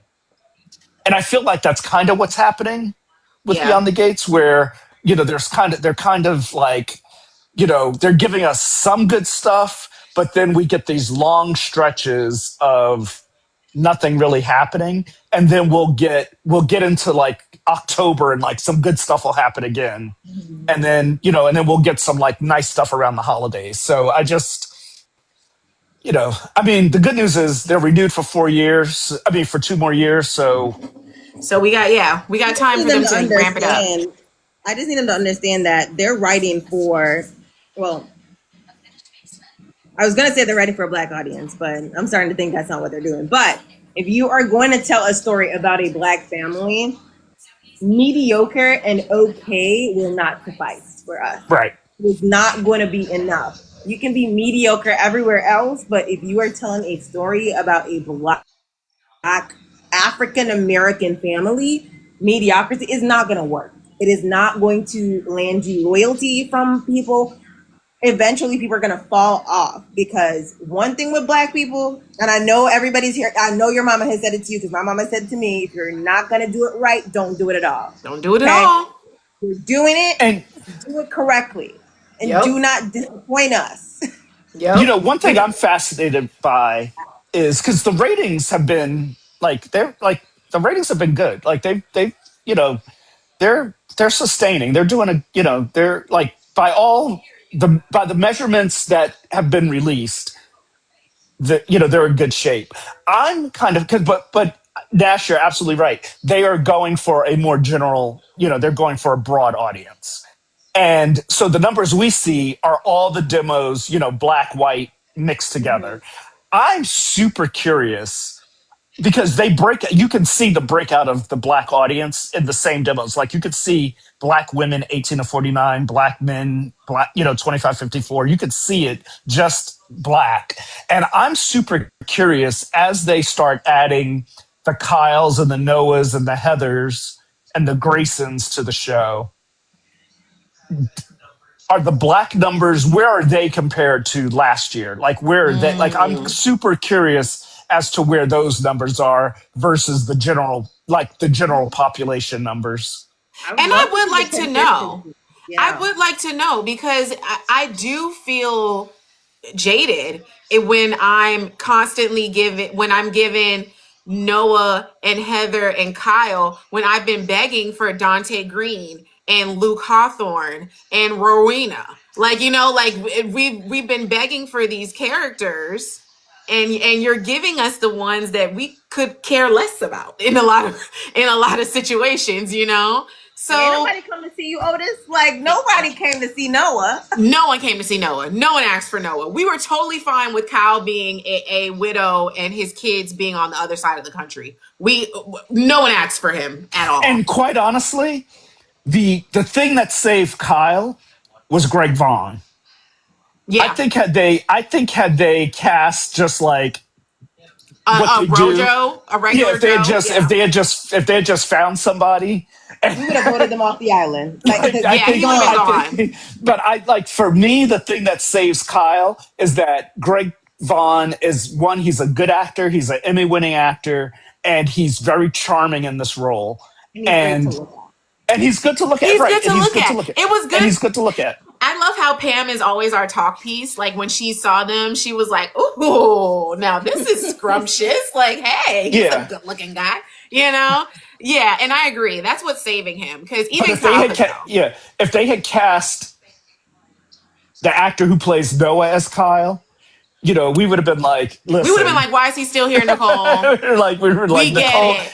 We're wondering why Grayson's still here. I'm like, y'all. they would have made me Team Carlton had they done that. I would have been like, We probably would have. We probably would have, which would have sucked because I can't stand Carlton. No, but you're I right. would have just voted for Nicole to be single and go to join a nunnery. Okay, just. But Right. and Grayson, and even Grayson, it's like, I. Why? I mean, I know why Grayson's there, because they feel it's important for Ashley to have a love interest for some reason. She doesn't For some reason. need to. She's not a main character. She needs to be a nurse and do nursely things and go home off screen, not in an apartment that we have to see. No, seriously. And I mean, the way that think she's literally been the only storyline that's keeping this Shanice and Ted I love you alive until Nicole threw that in Leslie's face. I see that as her role. She doesn't need to be outside. I kind of think they should have. Ashley should have been. You know how like Shanice was in the background, and we were like, "Oh, who's she?" We saw her listening to stuff, and so they started writing her in more. I think that Ashley could have been a original supporting character of the show, who was a nurse at the hospital, who was she could have been friends with. I mean, I have a certain point of view about all these friends that these women have, but she could have been a friend at the hospital. She could have been a friend of Naomi's because her mother works in Fairmont. Whatever. It makes sense that they would know each other. Mm-hmm. And I think they did a disservice by making her so forefront in the beginning, because had they kept her kind of as just like a supporting character that the audience became curious about over time, they could have, and even Derek, like he could have, neither one of them needed to be in the pilot, like the way they were. Yeah. And it had the opposite effect. And had they been, Derek just happened to be Jacob's friend because they play the police officers play softball against the firefighters, and they premiered in February, so by sometime in June, Jacob and Naomi are talking about how Ashley, my friend Ashley, she just has such a bad dating history, and Jacob's like, oh, you know what, I know this guy that I play baseball against, maybe we should invite them out together, and then like connect them together. They're still connected through Jacob and Naomi, but they're still supporting to their story. They're still like their friends supporting to their story, and then over time, if the audience gels to them, you do a little bit more with them. But like by giving them such extreme focus so early on, it just didn't do either one of those characters any favors. No, Yeah, they shoved them down our throats. Like we have, I mean, Ashley is literally in every sector. Her mother works for Nicole, so we see her talk to her mom. She was dating Derek, who is Jacob's best friend. She works in Garland. I'd be happy if she didn't even work in Garland. She could have been a nurse in a different hospital. Like, why does she have to be? She's literally in almost every piece. Like she could have Oh been a yeah, Pam to Naomi and been in and out, right? Like even though yeah. Pam and Danny have a business together, we still We only don't see see her. Pam when it pertains to Danny in those moments. And Like they Ashley's haven't just everywhere. learned. They just haven't learned from forcing, because here they're doing it again with Heather. They're doing it again with Noah. They haven't learned from the fans' reaction to Derek and Ashley. They haven't learned, or maybe they think that if we keep forcing them, they're going to accept it, not or realizing you are running your audience away by or doing this. even yeah, or even Yeah. like, you know, did we need to meet Kyle's son? Could this character just have been a musician who played at the bar that we see every now and then? And again, the audience, let the audience's curiosity make you say, "Oh, okay, we're gonna like, let's see if Deanna. you know, yeah, let's see if Deanna or we're looking like or like let's like just have him share some scenes with some different women and see if anything catches. And because Yeah. the audience seems to be intrigued by him. He's they think he's good looking. They love his musicians are sexy and mysterious and all the things. And so Yeah. just like let some people hang in the background and be a little mysterious and let the audience kind of dictate that, oh, we want to see more of that person, and then just start writing towards that. Now, I understand that they have to like do some long story and say, okay, this is, what we have planned for these characters and we want to do. But there's like, they have so many recurring characters that they all don't need to have prominent focus. Yeah. And Yeah. they're bringing in new ones. Like Noah's completely new. It's not like he was there. Like unlike Ashley, she was there. Like he wasn't even on. Like he was nowhere in our plane of existence. And they need to No. learn from Friends. Friends did that with Janice, the character Right. Janice. Well, she was only supposed to be on for like maybe 1 or 2 episodes, and then the audience loved her so much that they kept bringing her Bringing her back. back. Yeah. Well, here's a good one for you. Erica Kane. She's part of the original cast of All My Children, right? So she was part of the Bible. She, when Agnes Nixon when she wrote the show, but Erica was only, and Susan Lucci says it in her date when she finally wins a daytime Emmy. She says it in her speech. I was only supposed to be on every other Tuesday. Wow. But the audience was like, she did something with the character. Like she made with whatever they were giving her in 1970, like whatever like material they were giving her, she did enough with it and she was kind of like she was just supposed to be like the spoiler for the couple, for the young couple, for the young couple that you're supposed to be rooting for, and she's supposed to just be the girl who got in the way. She's just supposed to be an obstacle. And Yeah. her mother was the nurse at the, not the nurse, but the chief of staff's secretary at the hospital, who she falls in love with him and steals him away from his wealthy wife. But Erica was just supposed to be around. She wasn't supposed to be Erica Kane the way we know her. But the audience was like, "Ooh, we're kind of intrigued by her, and we like her. We like her machinations, and she's getting in the middle of Jeff and Tara, and and so they just, they kept, they started writing for her, and she became, an icon." And somebody else said the same thing about Victor Newman. Sonny Corinthos was only supposed to be on General Hospital for like 3 months. So, Yeah. I think Yeah. too, and I think, and this isn't unique to Beyond the Gates, because I see it on a lot of shows where they just feel like they just have to, instead of easing new characters into the show, they just have to throw everybody in front burner storylines. Yeah. Yeah. And And it's It when you shows. got all these other people that were like, hey, can we get a story? Like what, like, cause I still couldn't tell you what Nicole's actual story on the show is. No clue. She No got too clue. many. She And got too it's many. She got it too really many. is interchangeable because even someone in the comments was like Noah could have been Owen.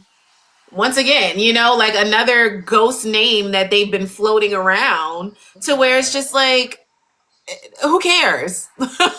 Develop the ones that we love and we want now. Like there's so many strong story, strong characters that we could just build on as opposed to bringing in And they these do a lot sides. of like pop up side stories, like I like Mona, but like Mona's diabetes, Mona trying to Oh my change Randy, gosh. Mona trying to change Randy for the better. Like it's kind of like, It's could so we? annoying to me. First of all, I really have a problem, and we don't even have to fully go down this road, but I just really have a problem that the one full figured woman has to have diabetes, and that comes out of her mouth every time she's on screen. Every time she's on screen, it's about her having diabetes. She couldn't just go to the gym.